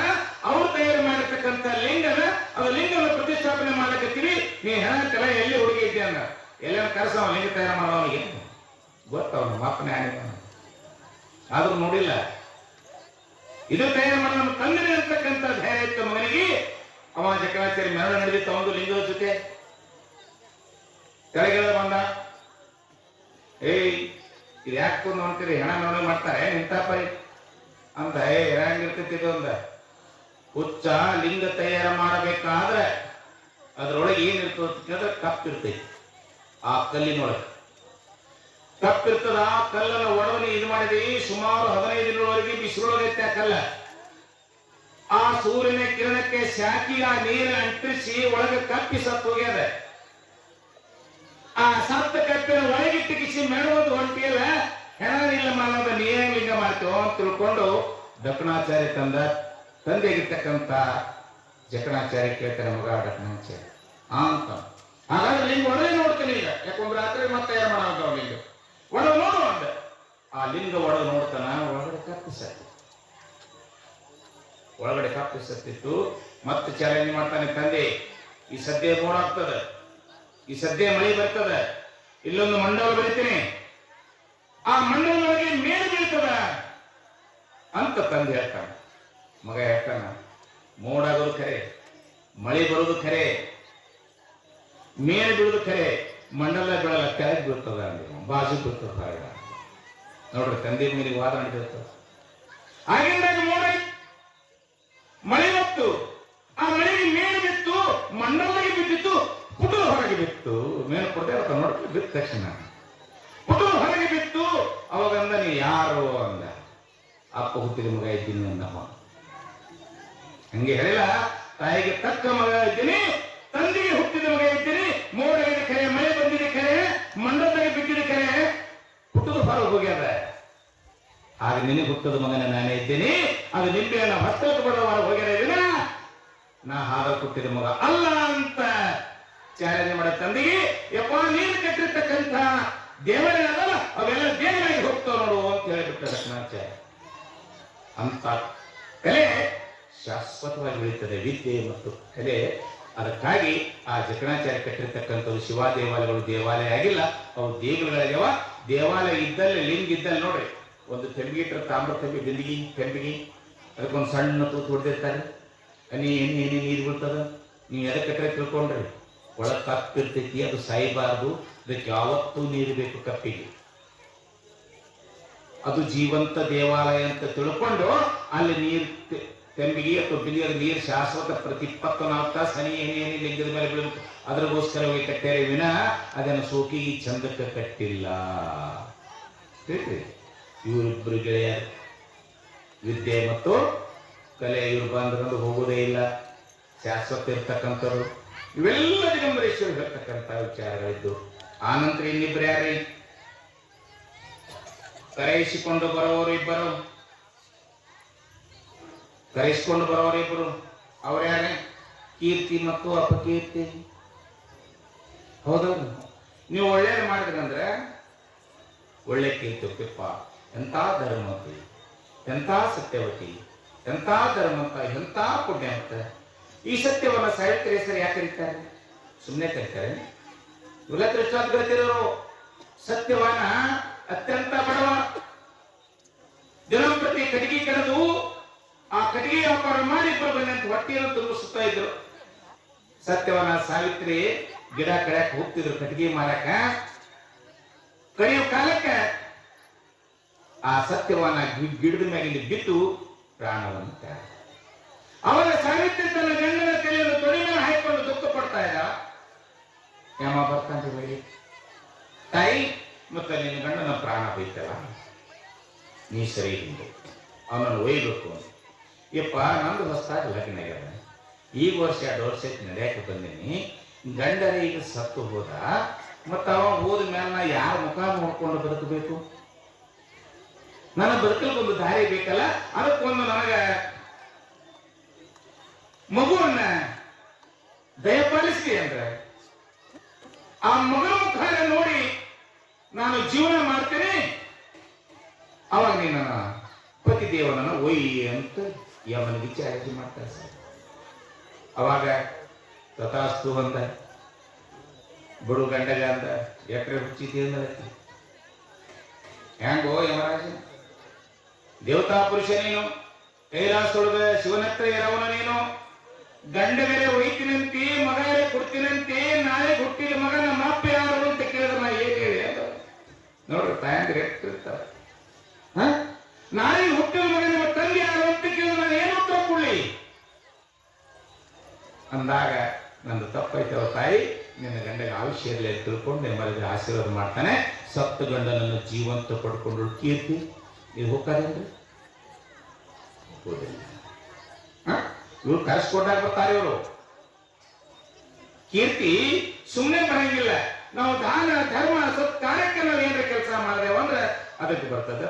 ರಾವಣೆಲ್ಲ ರಗಡು ಮಾಡಿದ್ದ, ಏನ್ ಮಾಡಿದ್ದ? ಸೂಜಿ ಮೇಲೆ 1000 ವರ್ಷಗಳ ತಪಸ್ಸು ಮಾಡಿ ಸಾಕ್ಷಾತ್ ಶಿವನಿಂದ ಆತ್ಮಲಿಂಗವನ್ನೇ ಪಡ್ಕೊಂಡಿದ್ದ.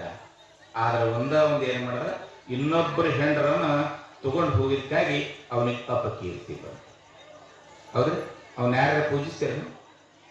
ಅದನ್ನೇ ಶ್ರೀರಾಮಚಂದ್ರ 3 ಬಾರಿ, ಒಂದಲ್ಲ ಎರಡಲ್ಲ 3 ಬಾರಿ ಸೀತೆಗೆ ಬೆಂಕಿಗೆ ಹಾಕಿದ್ರು ಸಹಿತ ಏಕಪತಿವ್ರತ ಅಂತ ತಿಳ್ಕೊಂಡು ಶ್ರೀರಾಮಚಂದ್ರನ ದೇವರು ಅಂತ ನಾವು ಪೂಜೆ ಮಾಡ್ತೀವಿ.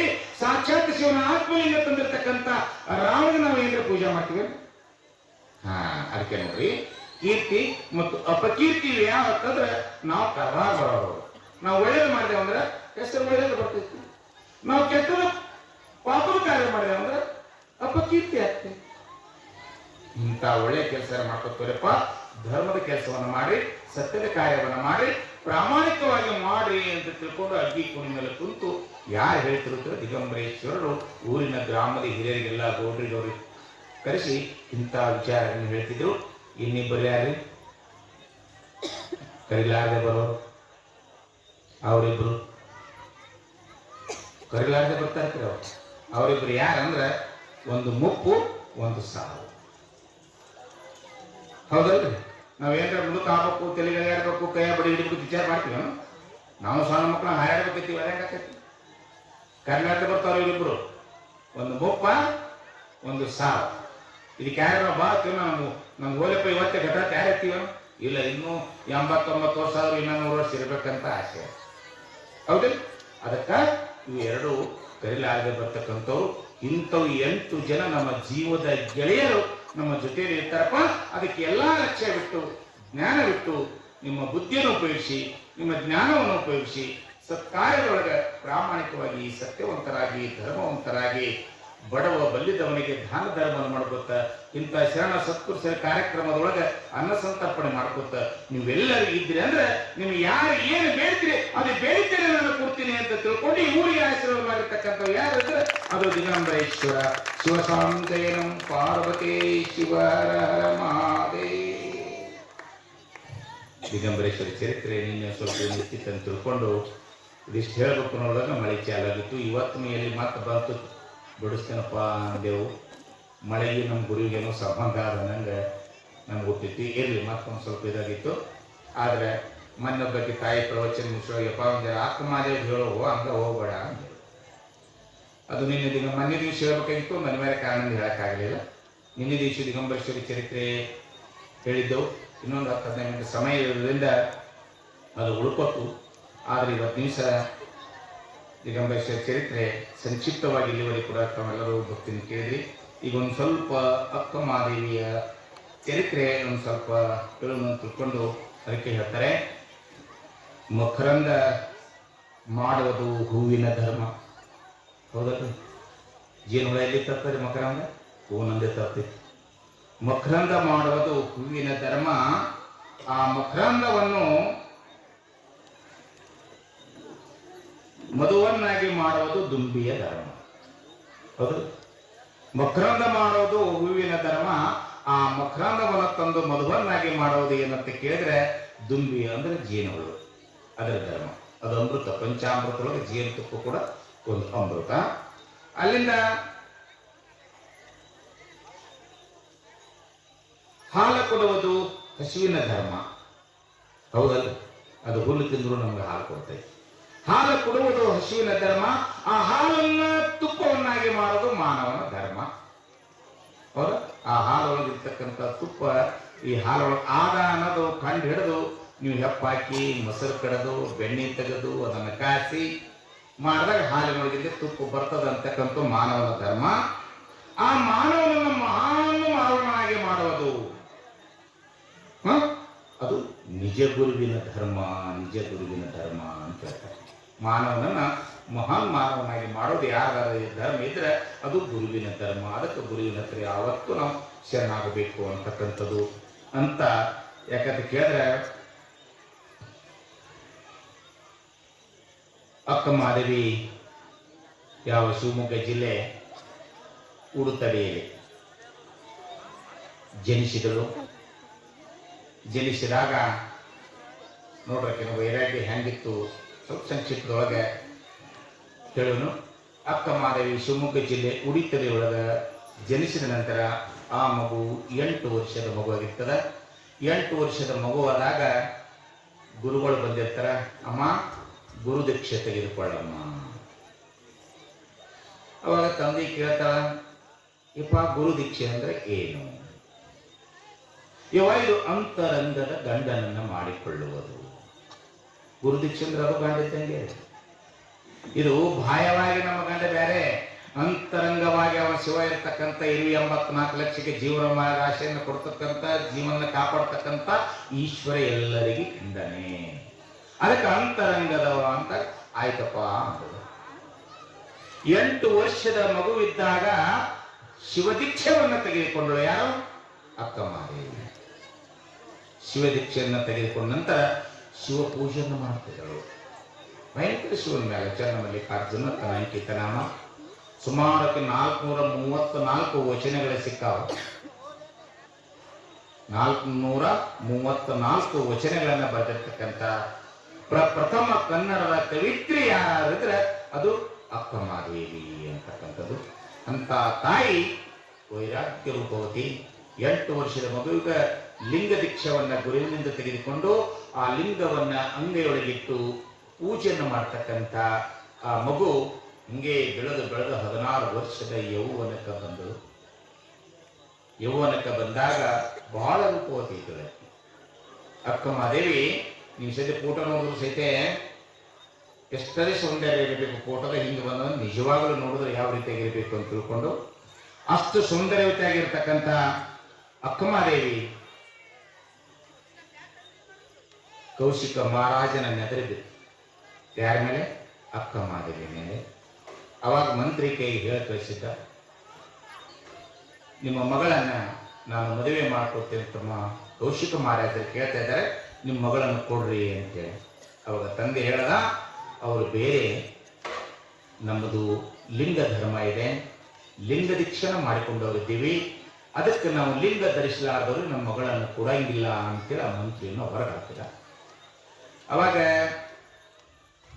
ಮಗಳು ಕೇಳ್ತಾಳೆ ತಂದೆಗೆಪ್ಪ, ಎದಕ್ಕೆ ಬಂದಿದ್ರು ಮಂತ್ರಿ ಮಹಾರಾಜ ನಮ್ಮ ಮನೆಗೆ ಅಂತ ಕೇಳಿದಾಗಮ್ಮ, ಇನ್ನು 16 ವರ್ಷದ ಪ್ರಾಯದೊಳಗಿದೆ, ನಿನ್ನನ್ನು ಮದುವೆ ಮಾಡಿಕೊಡಬೇಕು ಅಂತ ತಿಳ್ಕೊಂಡು ತಂದೆ ತಾಯಿಗೆ ವಿಚಾರ ಇರ್ತೈತಿ, ಅದಕ್ಕೆ ನಿನ್ನನ್ನು ಕನ್ಯೆ ಕೊಡ್ರು ಅಂತ ಕೇಳಕ ಬಂದಾರ ಅಂದಾಗ, ಯಪ್ಪ ಮದುವೆ ಆಗೋದು ಒಂದೇ ಸಲ ಅಲ್ಲ ಅಂದ್ರೆ,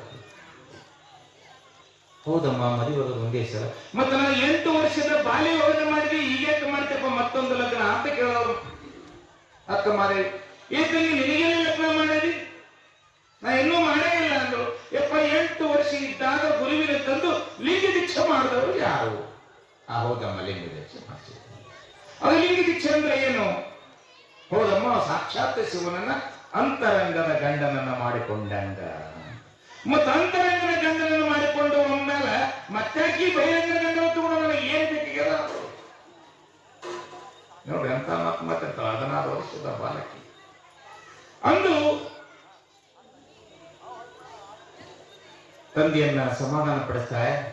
ಅವನು ರಾಜನಿಗೆ ಮಂತ್ರಿ ಬಂದಾಗ ಮತ್ತೆ ಸಿಟ್ಟು ಬತ್ತು, ಮತ್ತೆ ಮಂತ್ರಿನ ಕೊಟ್ಟ, ಅಕಸ್ಮಾತ್ ಕೊಡದೇ ಇದ್ದ ಪಕ್ಷದಲ್ಲಿ ಘೋರವಾದ ಶಿಕ್ಷೆ ಕೊಡ್ತೀನಿ ಅಂತ ಅವರ ತಾಯಿ ತಂದೆಗೆ ಮದುವೆ ಮಾಡ್ಕೊಳಕ್ ಹೇಳಕ್ಕೆ ಅಂತ ರಾಜ ಇದ್ದ. ರಾಜ ಅದನ್ನ ಮೀರಪ್ಲೇ ಇಲ್ಲ. ರಾಜ ಹೇಳಿರ್ತಕ್ಕಂಥ ಎಲ್ಲವನ್ನೇ ಊರಿನ ಜನ ಪ್ರಜೆಗಳು ಎಲ್ಲರೂ ಕೇಳಬೇಕಾಗಿತ್ತು. ಅವಾಗ ಮತ್ತೆ ಮಂತ್ರಿ ಬಂದು ಹೇಳ, ಆಯ್ತಪ್ಪ ಬರ್ರಿ ಅಂತಂದ್ರು. ಅವಾಗ 3 ಕಂಡೀಷನ್ ಹೇಳ್ತಾರೆ. ಯಾರು? ಅಕ್ಕ ಮಹಾದೇವಿ.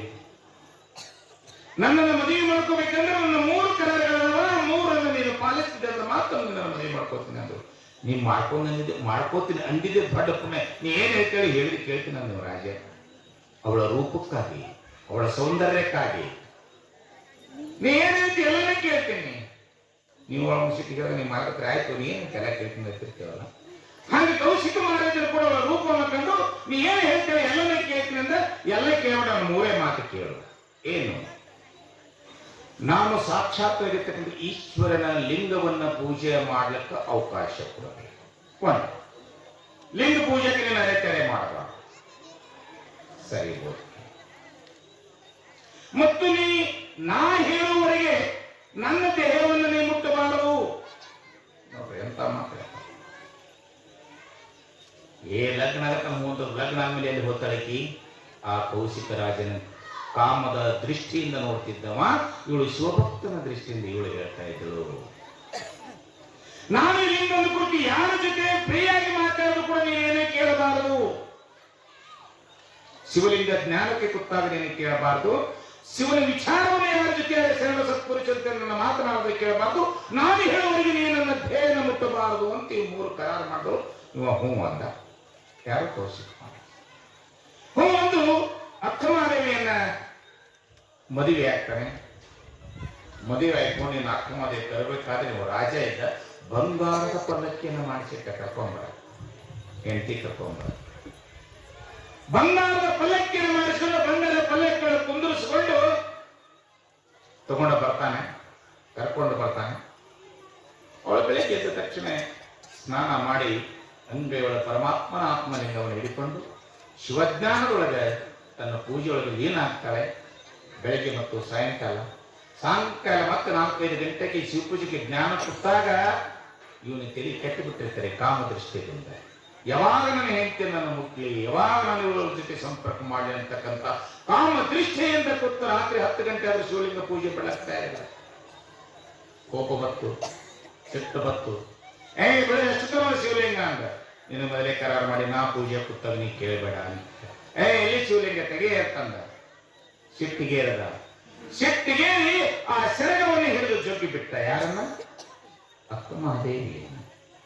ಸೆರಗವನ್ನು ಹೆಂಗೆ ತೆಗಿತಾನೆ ಅವಳ ಶರೀರದೊಳಗೆ ಜಡೆ ಹೆಂಗೆ ಬೆಳ್ಕೋತ ಬಂದು ಅಕ್ಕಮಹಾದೇವಿ ಜಡೆ ಹೆಂಗೆ ಬೆಳ್ಕೋತ ಬಂದು ಯಾವಾಗ ಹೇಳ್ತಾರ, ಸೀರೆಯನ್ನು ತೆಗೆದು ಬೀಸಿ ಹೋಗಿರ್ತಾಳೆ.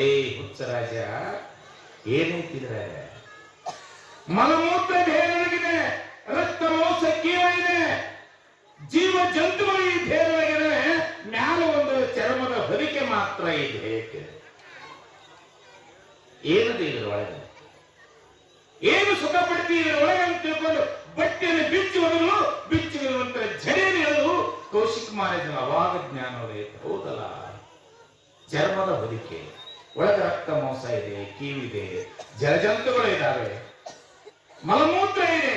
ಇದಕ್ಕಾಗಿ ನಾನು ಆಸೆ ಪಟ್ಟೆ. ಅದು ಸೀರೆ ಅಂತ ಜಡಿಯನ್ನು ಎಳೆದು ಬಿಟ್ಟಿಲ್ಲ, ಸಾಕ್ಷಾತ್ ಶಿವನ ಸಾಧನೆ ಅದರಪ್ಪ. ನಂದು ತಪ್ಪಾಯ್ತು ತಿಳ್ಕೊಂಡು ಕೌಶಿಕ ಮಹಾರಾಜ ಅಡ್ಡನ ಬೀಳ್ತಾನೆ ಅಕ್ಕಮಹಾದೇವಿಗೆ. ತಂತ್ರಜ್ಞಾನೋದಯ. ಅವಾಗ ಅಕ್ಕಮಹಾದೇವಿ ಚನ್ನಮಲ್ಲಿಕಾರ್ಜುನನೇ ನನ್ನ ಗಂಡ ಎಂದು ತನ್ನ ವಚನ ಹೇಳ್ತಿರ್ತಾಳು. ಎಂತ ವಚನ? ಏನೋನು ಎಲ್ಲರೂ ಮಾತಾಡ್ತಿರ್ತಾರೆ. ಹಂಗಂತ ಹಿಂಗಂತ ಲಗ್ನ ಆಗೋಗಳಂತ ಅವ ಹೆಂಗ್ ಬಿಟ್ಟಿರ್ತಾನೆ ಹೆಂಗ್ ಬಿಟ್ಟಿರ್ತಾನ ಮಾತಿರ್ತಾವಲ್ರಿ. ಖರೆ ನಮ್ಮ ಭಗವಂತ ಬಾಯಿ ಕೊಟ್ಟ ಅನ್ನೋದ ಮೇಲೆ ಒಳ್ಳೇದು ನುಡಿಯಾಕ ಕೊಟ್ಟಾನ, ಕೆಟ್ಟದ್ದು ನುಡಿಯಾಕ ಕೊಟ್ಟಿಲ್ಲ. ನಾವು ಏನ್ ಮಾತಾಡ್ತೀವಿ ಅಂದ್ರೆ, ಒಬ್ಬ ಲಗ್ನ ಮಾಡಿರ್ತಾನ, ಒಂದು 1000 ಮಂದಿ ಊಟ ಇಟ್ಟಿರ್ತಾನ, ಅಡಿಗೆಲ್ಲ ಮಸ್ತ್ ಆಗಿರ್ತದ. ಆ 1000 ಮಂದಿ ಊಟ ಮಾಡಿಲ್ಲ ಹೊರದಾಗ ಕಡೆಗೆ ಓಡಾಡೋರು 4 ಮಂದಿ ಒಂದು ಸುಕ್ಕ ಕಡಿಮೆ ಬಿದ್ದ ಅಂತ ತಿಳ್ಕೊ. ನೋಡಿದಿಲ್ಲ, ಚಿಕ್ಕಾಪಟ್ಟಿ ಮಂದಿ ಕರ್ಸದ ಮಾಡ್ದ 1000 ಕರ್ಸದ 4 ಮಂದಿಗೆ ಊಟನೇ ಸಿಕ್ಕಿಲ್ಲ. ನಾವು ಕೂತು ಮಾತಾಡೋದು ಅಲ್ರಿ. 1000 ಮಂದಿ ಉಂಡಿರು ಹೋಯ್ತು, ಒಂದು ಪಾಪ ಮಾಡಿದ್ದು ಕಷ್ಟ. ಆ 4 ಮಂದಿ ಕಡಿಮೆ ಬಿದ್ದರೆ ನಾವು ಜಲ್ದಿ ಮಾತಾಡಬೇಕು. ಹೌದಾ? ಅದಕ್ಕಂತವೆಲ್ಲ ಮಾತಾಡ್ತಿಕೊಂಡು ಅದಕ್ಕೆ ಹೇಳಿದ್ರು, ಸಂತೆ ಒಳ ಒಂದು ಮನೆಯ ಮಾಡಿ ಶಬ್ದಗಳಿಗೆ ಗಂಜಿದಂತೆಯ ಹೇಳ್ತಾಳಕಿ. ನಮ್ಮ ಮನೆ ಎಲ್ಲರೂ ಸಂತೆ ಆಗಲ್ಲ. ಯಾಕಲ್ಲ ಹಿಂಗ್ ಮಾತಾಡೋ, ಮಲ್ಲ ಹಿಂಗ್ ಮಾತಾಡೋ, ಹನುಮಂತ ಹಂಗ ಮಾತಾಡೋ, ಗುಣವಂತ ಹಿಂಗ್ ಮಾತಾಡೋ, ಯಾರು ಹೆಂಗ್ ಮಾತಾಡಲಕ್ಕ. ಸಂತೆ ಒಳಗೊಂದು ಮನೆಯ ಮಾಡಿ ಶಬ್ದಗಳಿಗೆ ನಾಚಿದಂತೆಯ. ಅವರೆಲ್ಲ ಮಾತಾಡ್ತಾರೆ, ಅವತ್ತೆಲ್ಲ ಉಡೆ ಹಾಕೊಂಡ್ರ, ಎಡವಿದಕ್ಕೆಲ್ಲ ಉಡೆ ಹಾಕೊಂಡ್ರೆ ಕುಡಿ ಹರಿತದಲ್ಲ. ಅದಕ್ಕೆ ಇವೆಲ್ಲ ಬ್ಯಾಡ ಆಗಿ ನಮ್ಮ ಮನೆ ಇರುವುದೇ ಸಂತ್ಯಾಗ ಅಂದ ಮೇಲೆ ಸಂತ್ಯಾಗ 100 ಜನ ಮಂಗಳ ಸಂತ್ಯಾಗ ಮಾತಾಡ್ತಾರೆ. ಎಷ್ಟು ಜನ ಏನೋ ಮಾತಾಡ್ತಿರ್ತಾರೆ, ಎಲ್ಲರೂ ಬಂದಿರ್ತಾರೆ. ಅವೆಲ್ಲ ಕಿವ್ಯಾಗ ಹಾಕೋಬಾರ್ದು ಅಂತ ಹೇಳ್ತಾರೆ. ನಮ್ಮ ಮನೆ ಇರುವುದು ಎಲ್ಲದಕ್ಕೆ ಕೇಳಿದ್ರೆ, ಬೆಟ್ಟದ ಮೇಲೊಂದು ಮನೆಯ ಮಾಡಿ ಕಾಡು ಮೃಗಗಳಿಗೆ ಹಂಚಿದಂತೆ. ನಮ್ಮ ಮನೆಯಲ್ಲ ಒಂದು ಗುಡ್ಡದಾಗ ಅರಣ್ಯ ಕಾಡುಗಳದ, ಅಲ್ಲಿ ಹುಲಿ, ಕರಡಿ, ಚಿರುತೆ, ಶಾರ್ದೂಲ ಎಲ್ಲಾ ಪ್ರಾಣಿಗಳದ. ಅಂದ್ರೆ ಕೆಟ್ಟವರದ, ಸ್ಲೋರು ಅದ.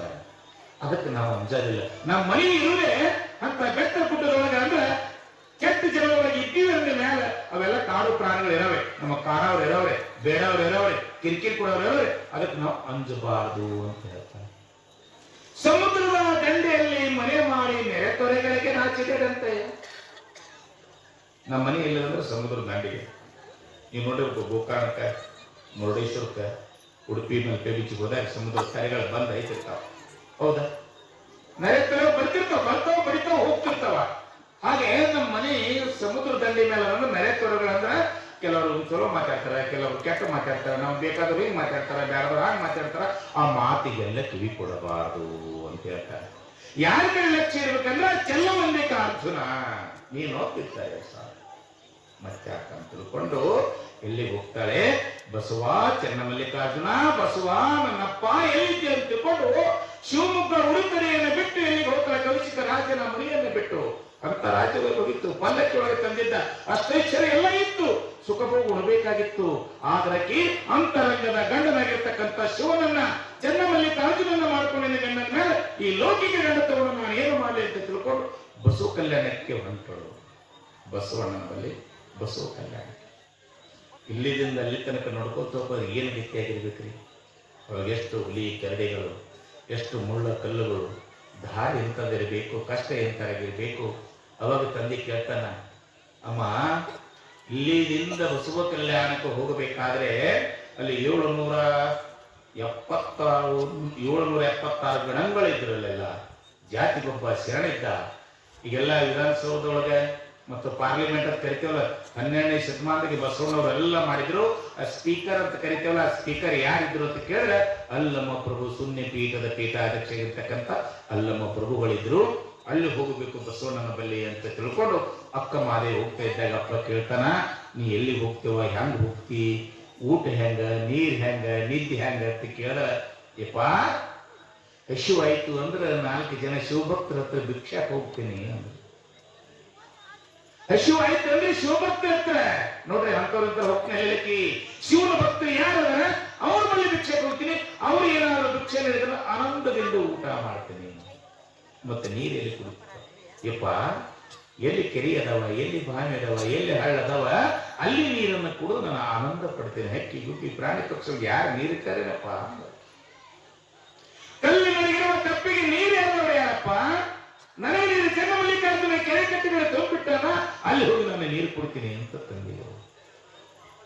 ಅಮ್ಮ ನಿದ್ದೆಯಲ್ಲಿ ಮಾಡ್ತೀಯ ಅಂದ್ರೆ, ಯಪ್ಪ ಸಾಕಷ್ಟು ದೊಡ್ಡ ದೊಡ್ಡ ವೃಕ್ಷಗಳೇ ಇವೆ, ಮರಗಳಿವೆ. ಮರದ ಬಡವಗಳನ್ನು ಮಲ್ಕೊಂತೇನೆ. ಏನೇನೆಲ್ಲ ಕಾಡು ಪ್ರಾಣಿ ಬಿಟ್ಟಕ್ಕೆ ಹುಲಿ ಶಿವ ಸಿರಿಕೆ ತಿಂದು ಅಂದ್ರೆ ಹೆಂಗೆ? ಅದಕ್ಕೆ ಅವಾಗೆಲ್ಲ ಕಾಡುಗಳು ಬಾಳಿಕೆ ಸಿರಿಸಲ್ಲೇನು ಸಿಕ್ಕಾಪಟ್ಟೆ ಕಾಡಿದೆ. ಅವಾಗೆಲ್ಲ ಹೋಗಿ ಬಂದ್ರಂದ್ರೆ ಆಯಾರ ಮಾಡ್ತಿದ್ವಿ. ಈಗ ಮಾಡ್ತೀವಿ ಬಿಡಿ ಸತತ. ಯಾಕೆ ಆಯಾರ ಮಾಡ್ತೀವಿ ಅಂದ್ರೆ ಹೊಳ್ಳಿ ಜೀವ ಪುನರ್ಜೀವ ಪಡ್ಕೊಂಡು ಬಂದಾರ ಎಲ್ಲಾ ಪ್ರಾಣಿ ಪಕ್ಷಿಗಳು ಉಳಿದು ಬಂದಾರ ಅಂತ ತಿಳ್ಕೊಂಡು ಖುಷಿದಿಂದ ಅವ್ರಿಗೆಲ್ಲ ಆಯಾರ ಮಾಡಿ ಶಿವ ಹನುಮಪ್ಪನ ಗುಡಿಗೆ ಹೋಗಿ ದೀಪ ಹಚ್ಚಿ ಕಾಯಿ ಹೊಡ್ಕೊಂಡು ಅವ್ರನ್ನ ಮನೆಗೆ ಕರ್ಕೊಂಡು ಬರ್ತೀವಿ. ಹೌದಲ್ಲ? ಹಾಗೆ ಕಲ್ಯಾಣಕ್ಕೆ ಹೋಗ್ತಾಳೆ, ಕಷ್ಟ ಪಡ್ಕೋತ ಹೋಗ್ತಾಳೆ. ಅವಾಗ ಶರಣೊಬ್ಬ ಭೇಟಿ ಆಗ್ತಾನೆ. ಆ ಶರಣರು ಏನ್ ಹೇಳ್ತಾರ ಅಂತ ಕೇಳಿದ್ರೆ, ಅಲ್ಲಂ ಪ್ರಭುಗಳು ಕೇಳ್ತಾರ, ಮಹಾಪ್ರಭುಗಳೇ ಶಿವಮೊಗ್ಗದಿಂದ ಮಹಾದೇವಿ ಬಂದಾಳ ಅಂದಾಗ ಬಸವಣ್ಣ ಬಹಳ ಆನಂದಾಯಿತು. ಎಷ್ಟು ವಯಸ್ಸೆಲ್ಲ ಕೂಡ 16 ವರ್ಷ. ಮಹಾದೇವಿ ಉಡುತನೆಯಿಂದ ಕಲ್ಯಾಣವರೆಗೆ ಪಾದಯಾತ್ರೆ ಮಾಡ್ಕೊತ ಹೋಗಿದ್ರು. ಅವಾಗ ಅಲ್ಲಿ ಒಂದು ಕೆರೆ ಇತ್ತು. ಕೆರೆಯೊಳಗೆ ಸ್ನಾನ ಮಾಡಿ ಶಿವಪೂಜೆಗೆ ಕೂತಿದ್ದಳು. ಅವಾಗ ಒಬ್ಬ ಶರಣನ ಕಳಿಸ್ತಾನೆ, ಎಲ್ಲ ಪ್ರಭು ಅವ ಏನ್ ಮಾಡಕತ್ತಲ್ಲ ಮಹಾದೇವಿ ನೋಡಬಾರ್ದು ಅಂತ ಅವಳು ಹೆಂಗದಲ್ಲ ನೋಡ್ಕೊಂಡು ಬಾ ಅಂತ ತಿಳ್ಕೊಂಡು ಹೋಗುರದೊಳಗೆ ಮೈ ತುಂಬ ಜಡಿ ಇದ್ದು ಕೆರೆ ಒಳಗೆ ಸ್ನಾನ ಮಾಡಿದ್ರು. ಜಡೆ ನಿಂತ್ಕೊಂಡು ಕೈ ಒಳಗೆ ಶಿವನ ಆತ್ಮಲಿಂಗ ನಡ್ಕೊಂಡು ಶಿವ ಪೂಜೆಯನ್ನು ಮಾಡ್ತಾ ಇದ್ರು. ಅವಾಗ ಕೇಳ್ತಾನ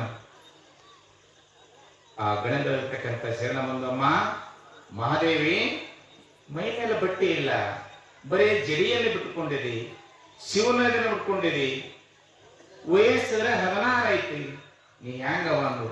ಅಣ್ಣ ಇದನ್ನ ಕೇಳಕ್ ನೀ ಇಲ್ಲಿ ಬಂದಿ, ಬಾ ಅಣ್ಣ ಅಂದ್ರು. ಆ ಶರಣಗೆ ಶಾಖ ಆಯ್ತು. ಅಣ್ಣ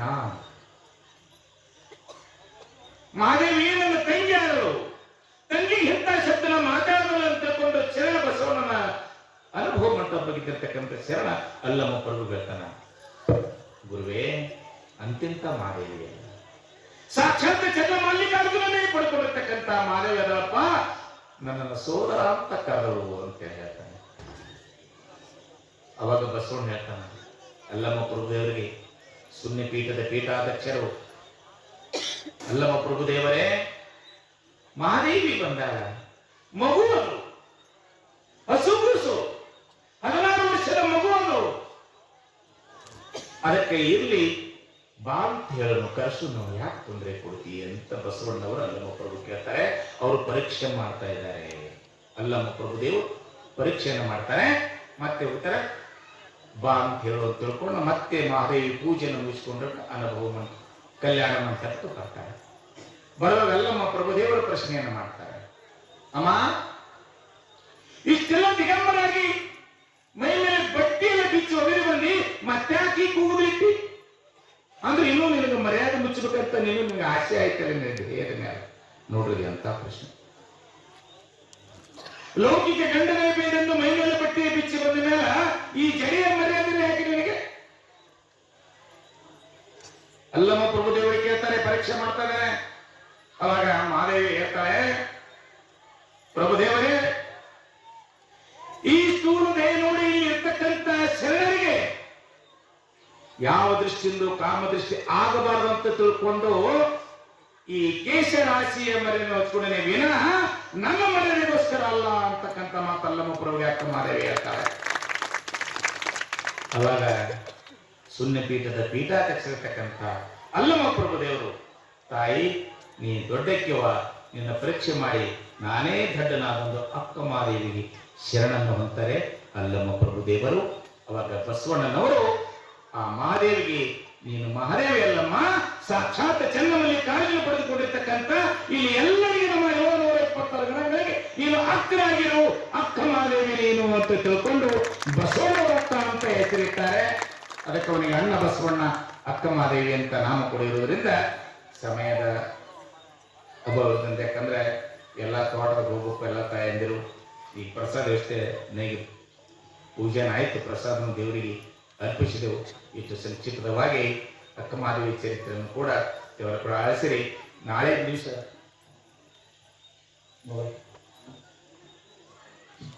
ಇನ್ನೊಂದು ದಯಮಾಡಿ ನಮ್ಮ ಕಮಿಟಿಯವರು ಅನೌನ್ಸ್ ಮಾಡಿದ್ದಾರೆ. ದಯಮಾಡಿ ನಮ್ಮ ಅಡಿಗೆ ಭಟ್ರಾಗಿರ್ತಕ್ಕಂಥ ಬತ್ತುಗುಣಿಗೆ ಬಂದವ್ರಿಗೆ ಎಲ್ಲರಿಗೂ ನಮ್ಮ ಪ್ರಸಾದ ವ್ಯವಸ್ಥೆ ಮಾಡಕ್ಕೆ ಬಂದಾರ. ಅವರು ಮೊಬೈಲ್